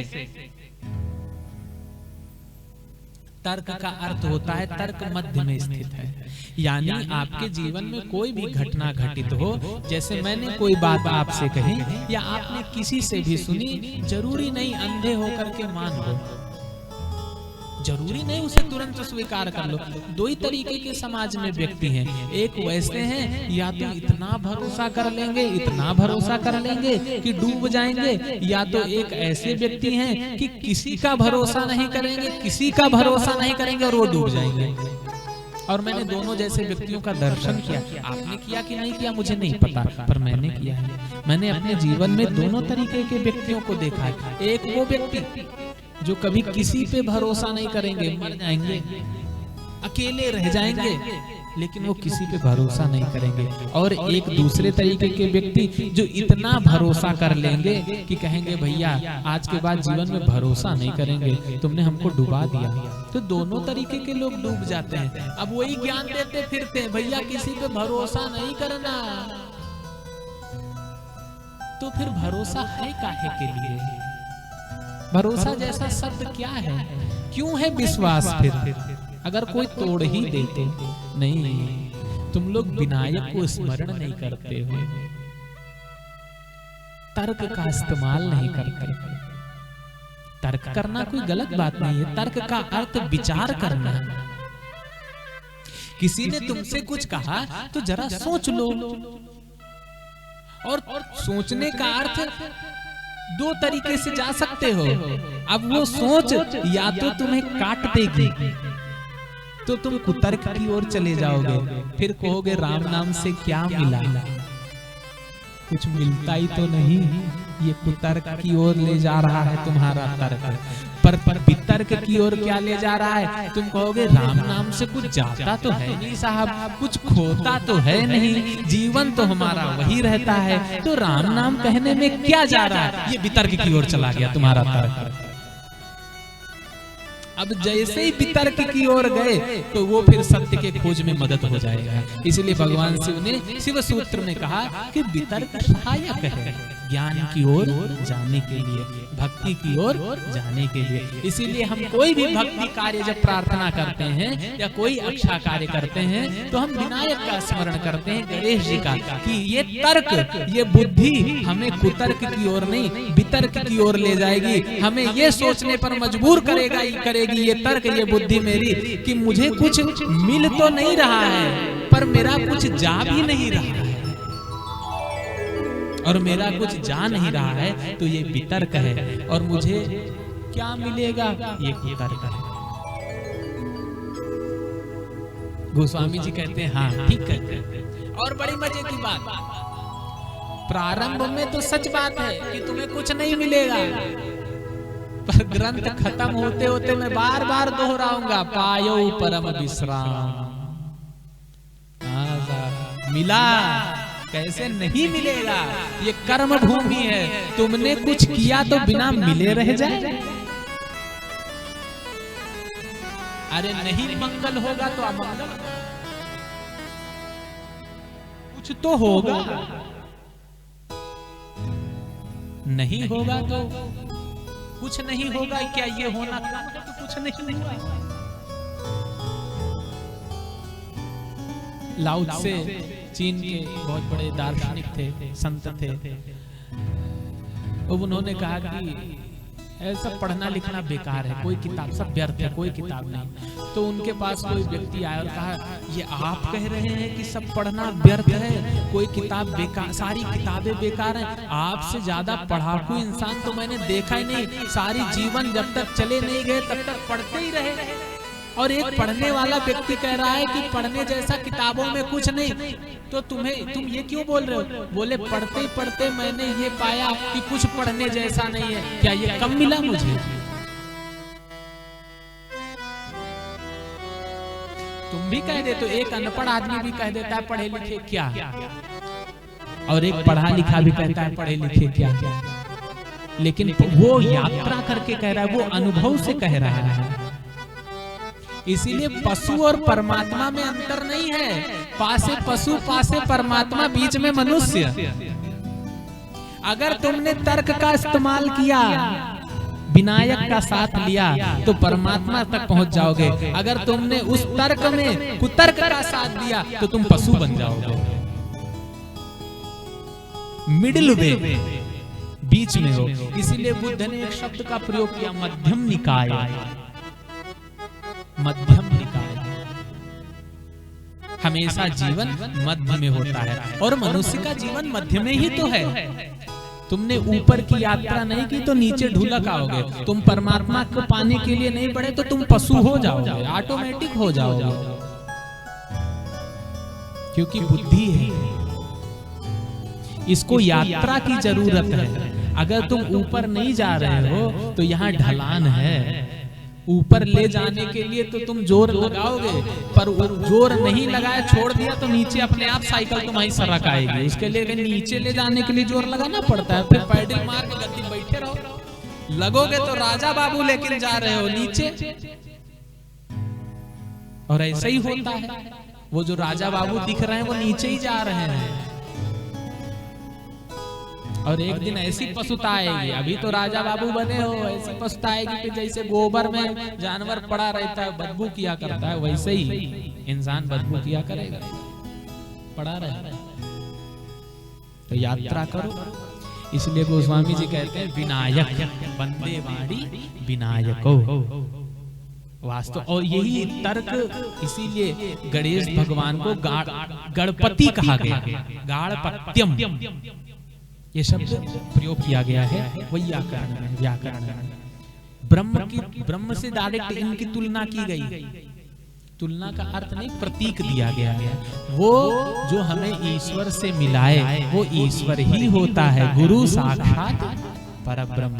और ये बात मैं नहीं कह रहा हूँ, मैं कहूँ तो तुम्हें संकोच हो जाएगा, भरोसा नहीं होगा। गोस्वामी जी भी कह रहे हैं, सोई जाने जेहि देव जनाई, सोई जानहु जेहि देव जनाई। जानत तुम्हि होई जाए, जानत तुम्हि होई जाए। जानत तुम्हि होई जाए। जानत तुम्हि होई जाए। जो ईश्वर को जनाए, ब्रह्मविद ब्रह्मैव भवति, उपनिषद कहते हैं, ब्रह्म सूत्र कहते हैं। जो ब्रह्म को जनाए वो ब्रह्म ही होता है। अब ये तो जानने के बाद पीछे से पता, साहब बड़ी सत्य बड़ा उटपटांग है। इस दुनिया का सबसे कठिन काम तो हमको भैया यही लगता है। यद्यपि आप सबको लगता है और पूरे समाज को लगता है कि ज्ञान देना बड़ा आसान है, पर ज्ञान देना उनके लिए आसान है जो सत्य को नहीं जानते। जो सत्य को जान लेते हैं उनके लिए बड़ा कठिन हो जाता है। भैया सच्ची बात है, बड़ा कठिन हो जाता है। कैसे कठिन हो जाता है? ये ब्रह्मविद ब्रह्मैव भवति, ये पीछे से घटा। जिनको घट गया, जो जान गए, वो बोले अरे ये जो जाना जा रहा है और जो जानने वाला है ये एक ही है। Observe is observe. यहाँ दृश्य ही दृष्टा है और दृष्टा ही दृश्य है, जिद्दू कृष्णमूर्ति कहते हैं। यहाँ जानने वाला और जिसको जाना जाएगा वो, ये अलग अलग नहीं है। लेकिन अब ये तो बड़ी, ये पीछे से पता चलता है जब जान जाओ। आगे से क्या पता चलता है? ठीक वैसे ही प्रतीक रूप में, जैसे महाभारत का युद्ध जब प्रारंभ हुआ तो कहते हैं कि पांडवों की तरफ से तो युद्ध कहाँ टिका हुआ? बोले भीम दादा के ऊपर। और इतने ज्यादा शक्तिशाली 10,000 हाथियों का बल, बोले ये ना हो तो युद्ध कौन लड़ेगा? सारा युद्ध इन्हीं की धुरी पे टिका, बड़े ताकतवर हैं। और बोले कौरव की तरफ से, बोले पितामह भीष्म, जिनको इच्छा मृत्यु का वरदान, कौन मार पाएगा इनको? तो बोले यही दो ताकतवर हैं। उधर से उन पे युद्ध टिका है, इधर पे इनसे युद्ध टिका हुआ है। वो तो जब महाभारत पूरा हो गया साहब, वो तो महाभारत जब पूरा हो गया तब पीछे से पता चला, यत्र योगेश्वरः कृष्णो यत्र पार्थो धनुर्धरः तत्र श्री विजयोर भूतिर धुवानीतिर मतिर मम। ये तो पीछे से पता चला जब युद्ध समाप्त हो गया कि युद्ध कहाँ टिका था? बोले अर्जुन के ऊपर और भगवान कृष्ण के ऊपर। आगे युद्ध के प्रारंभ से तो जब तक तुम सत्य की यात्रा नहीं कर लेते हो, जब तक परम भक्ति को नहीं पा लेते हो, तब तक तो लगता है कि यार हम अलग वो अलग। पर जब पा जाओ तब पीछे से पता चले, सोई जाने जेहि देव जनाई, जानत तुम्हि होई जाए। अब फिर वो और वो अलग अलग नहीं है, फिर एक ही है साथ। तो इसीलिए गोस्वामी जी वंदना करते हुए गणेश भगवान की वंदना करते हैं, क्योंकि ये बुद्धि के देवता हैं और वास्तव में हर वो चीज सहायक है, हर वो अपना मित्र है। तुम मित्रता की पहचान कैसे करना? वो जो तुम्हें सत्य की ओर लेके जाए, जो हर कदम पर तुम्हें ठेकर लगे और बताए तुम्हें ठेकर लग गया, ठोकर लग गया, ठोक लग गया, देखो ये कमजोरी है तुम्हारी, ये वो वही तुम्हारा मित्र है। अगर जो पीछे से थोड़ी तारीफ कर दे, अरे वाह गड़बड़ है साहब, फिर उसके तारीफ में उद्देश्य छिपा है। जिस दिन उद्देश्य प्रकट हुआ फंस जाओगे, बड़े गहरे में जाओगे। तो गणेश भगवान की वंदना इसलिए करते हैं, वो तर्क के देवता, बुद्धि के देवता हैं। वो तुम्हें बता रहे हैं कि राम नाम, सच भैया बात है, राम नाम लेने से कुछ मिलेगा कि नहीं मिलेगा हम तो नहीं जानते, पर राम नाम लेने से ये जरूर जानते कुछ खोएगा नहीं। तो ये है गणेश जी का हमारे जीवन में और प्रथम पूज्य होकर के उनके पूजन करने का ये अर्थ है कि वो प्रथम पूज्य क्यों है, क्योंकि बुद्धि ही टांग अड़ाती है हर कार्य। वो तुरंत तराजू लेके तोलने लगेगी, अच्छा क्या है बुरा क्या है। पर तुमसे पूछें अच्छा और बुरा क्या है, कैसे पहचान करोगे? हम किसी को मार दें भैया, बंदूक वही है, हम मार दें तो पुलिस वाले जेल में ले जाके डाल देंगे, और वो सीमा पे खड़ा हुआ जवान 10 ठोरे को लुढ़का दे, और न भी आतंकवादी को लुढ़काए, हम कह रहे तुम्हारे कमरे में ले जाके अपने ही असलहा धर के फोटो खींच के बाद में वही असलहा से उड़ा दे, कह लो इनके हथियार मिला था, तो उसको जेल नहीं होगा। क्या कहोगे, अच्छा क्या कहोगे, बुरा? तो अच्छा बुरा ये बड़ी गहरी बात है। कुछ भी तय मत करो क्या अच्छा है क्या बुरा है, बस भीतर विचार करो कि तुमसे क्या छीन रहा है, तुमको क्या मिल रहा है, क्या तुम्हारा जा रहा है, क्या तुम्हारा खो रहा है, बस उसी के आधार पे सब तय कर लो। अगर तुम्हारा कोई नुकसान नहीं हो रहा तो राम नाम लेने में क्या जा रहा है? फिर पायो परम विश्राम।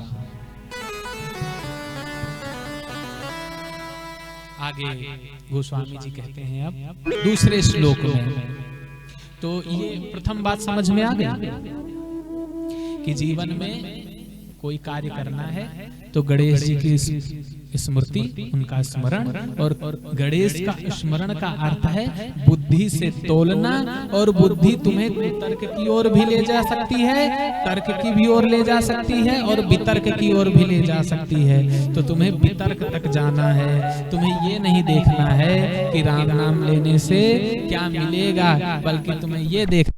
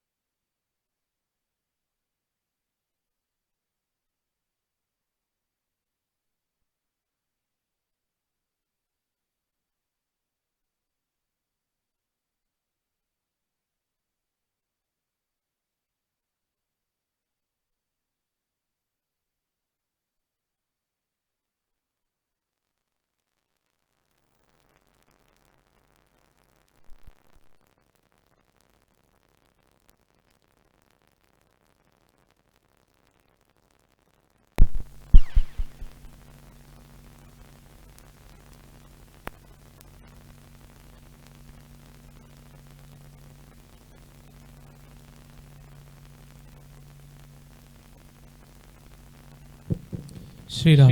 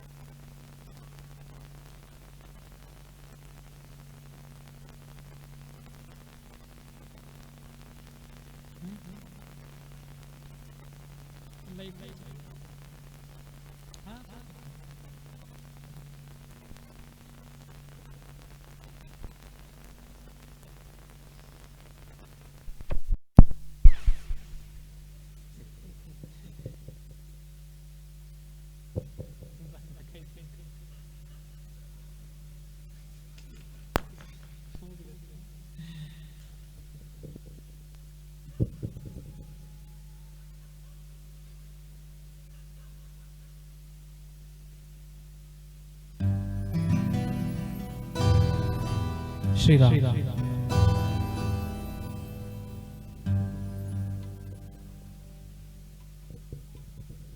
श्री राम।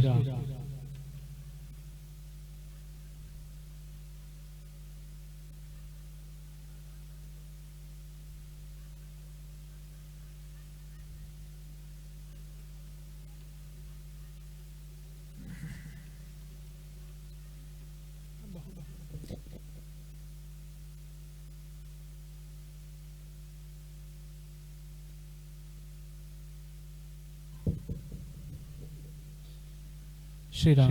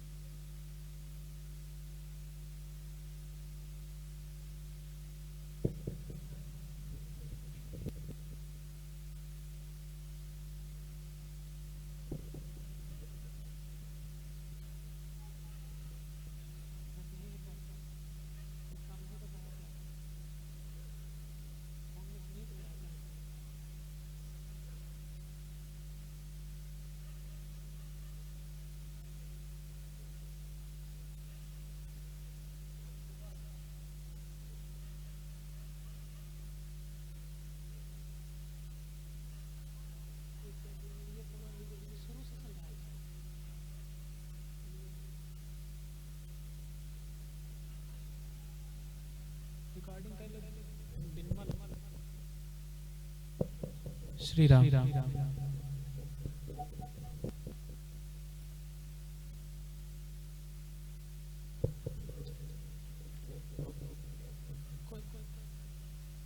श्री राम।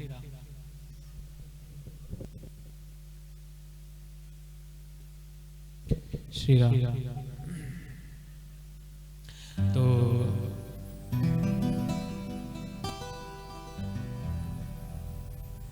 आगे गोस्वामी जी कहते हैं, भवानी शंकरो वंदे श्रद्धा विश्वास रूपिणो, याभ्याम बिना न पश्यन्ति श्रद्धा स्वान्तस्थमीश्वरम्।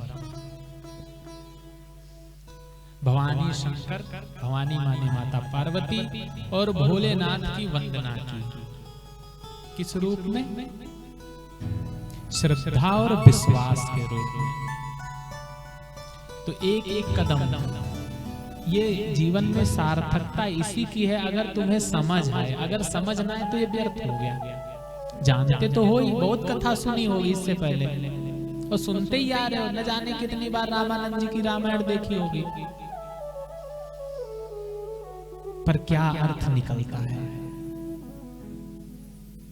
तो बोले पहला पहला पहला सीढ़ी, पहला कदम क्या है कि हमारे जीवन में जो भी प्राप्त है या जो मिल रहा है या जो मिलता रहेगा उसे बुद्धि के तराजू में तर्क से तौल करके कुतर्क की ओर न जा करके वितर्क की ओर जाना है। अब जब वितर्क की ओर बढ़ोगे तो ज्ञान सहायक होगा। तो बोले अभी नहीं, अभी सत्य इतनी आसानी से नहीं मिलेगा। इस दुनिया का, अपना जगत का, ब्रह्मांड का, परमात्मा का जो भी सत्य है, जो भी ईश्वर है, जो भी भगवान है, वो इतनी आसानी से अभी नहीं। अब दूसरी यात्रा क्या है? बोले जैसे आगे बढ़े तो हृदय में उस चीज के प्रति जो जिस तरफ तुम मुड़े हुए हो उसमें श्रद्धा होनी जरूरी है। श्रद्धा का अर्थ और विश्वास का अर्थ। विश्वास थोड़ा बड़ा विचित्र सा शब्द है, करना पड़ता है कुछ मामलों में। जैसे एक वृक्ष लगा हुआ है नीम का, और हम आपसे बोले ये काहे का वृक्ष है भैया, तो क्या कहोगे? नीम। हम कहे नहीं भैया आम का। तो एक दो बार कहोगे नीम का, फिर मौन हो जाओगे, ज्यादा तर्क नहीं करोगे। क्यों? क्योंकि जानते हो ये आम का नहीं है, ये नीम का वृक्ष है। मैं कहूं भैया विश्वास कर लो एक पल के लिए विश्वास, तो कहोगे क्या करें विश्वास हम, जब हम जानते हैं भैया ये नीम का वृक्ष है तो हम कैसे विश्वास कर ले कि ये आम का है? कोई उपाय नहीं है। लेकिन तुम भगवान पे झट विश्वास कर लेते हो।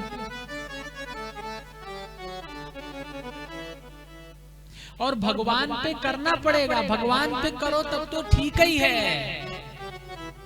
तुमसे कोई कुछ भी कह देता है और तुम विश्वास कर लेते हो।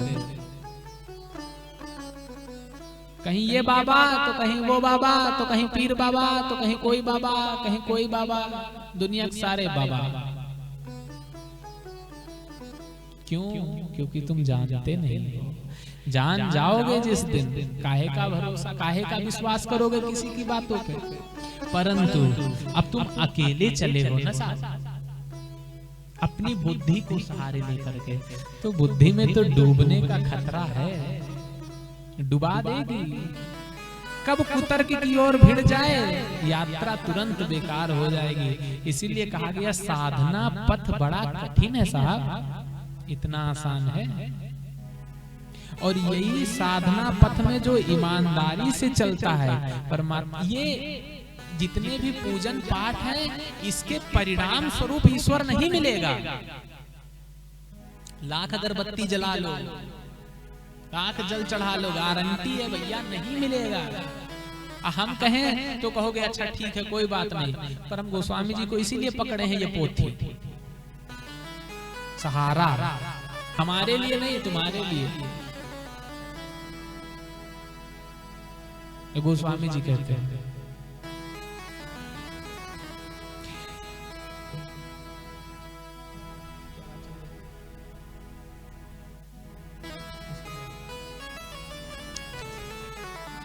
हाँ, हम अपने श्रोताओं को क्या बता रहे थे?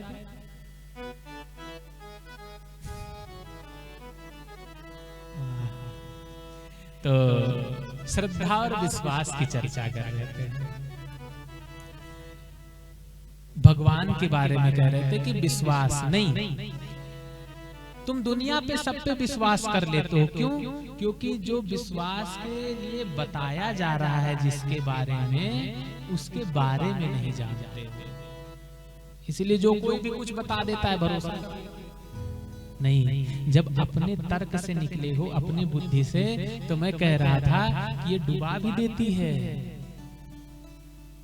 पर ये डुबाए ना, इसीलिए साथ के लिए भरोसा, ये विश्वास करना पड़ता है कि अब अकेले निकले हैं,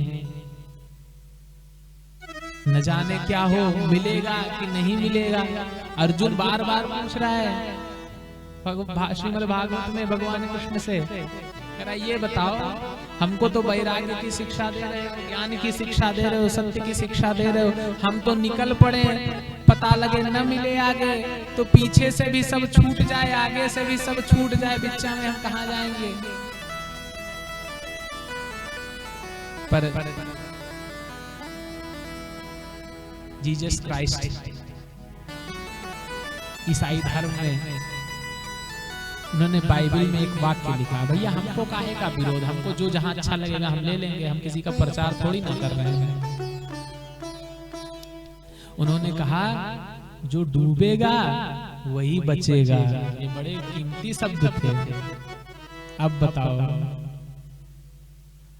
जो डूबेगा वही बचेगा, जो बचाने की कोशिश करेगा वो डूब जाएगा। तो बड़ी पागलपन वाली बातें हैं। जो डूबेगा वो तो डूब जाता है, तो काहे का बचेगा, और जो बचेगा वो डूब जाएगा। रे जो बचता है वो बचा लेता है, फिर काहे को डूबेगा। बोले नहीं, ये अध्यात्म की यात्रा है। यहाँ जब तक तुम पूरा डूबा हुआ महसूस नहीं करोगे, जब तक असहाय और दीन और इतना कपते हुए भीतर से लगेगा कि अस्तित्व खत्म हो गया, मेरी समाज में तो कोई प्रतिष्ठा रही नहीं गई, मेरा चारों तरफ अपमान हो गया, लोग मुझे पूछते नहीं, बुद्धू बेवकूफ समझते हैं, और तुमको लगेगा कि मेरी जीवन की नैया तो डूब गई भैया, मेरा होना न होना सब व्यर्थ है, तत्क्षण उसी वक्त सत्य प्रकट हो जाता है। और ये अवस्था कोई उपासना और पूजा से नहीं होती है।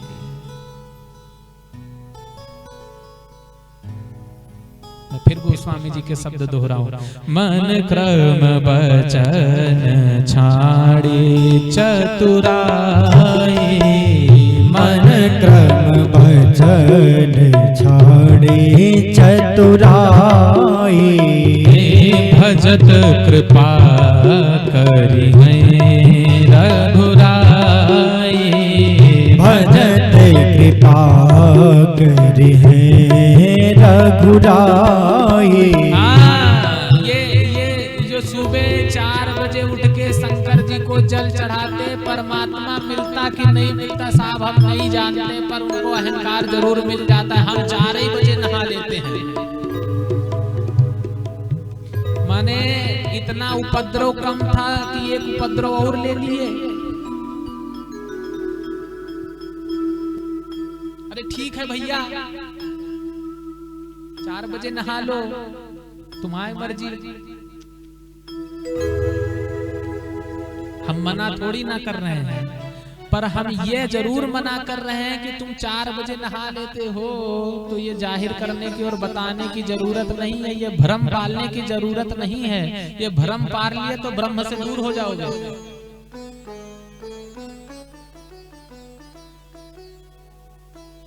तो क्या है, बस चतुराई मत रखो। सबसे भगवान की एक शर्त है, मेरी कृपा की एक शर्त है। ठाकुर कहता है मेरी कृपा की एक शर्त है, क्या? बोले जितना हो सके मन से चतुराई हटा दो। और मैं कुछ नहीं हूं, ये भरोसा, ये विश्वास करना, यही तो साधना पथ है। लेटे रहो तखत पे, चढ़ो मत स्नान करो, कोई दिक्कत नहीं, पर अपने को चतुर न समझो। यही पूजा है। शरीर तो वैसे ही सड़ जाएगा, एक दिन निकल जाएगा भीतर से। तो मैंने थोड़ी देर पहले कहा बचा लेना, 60 घंटे भी नहीं, किशमिश जैसे चिपकने लग जाएगा। वही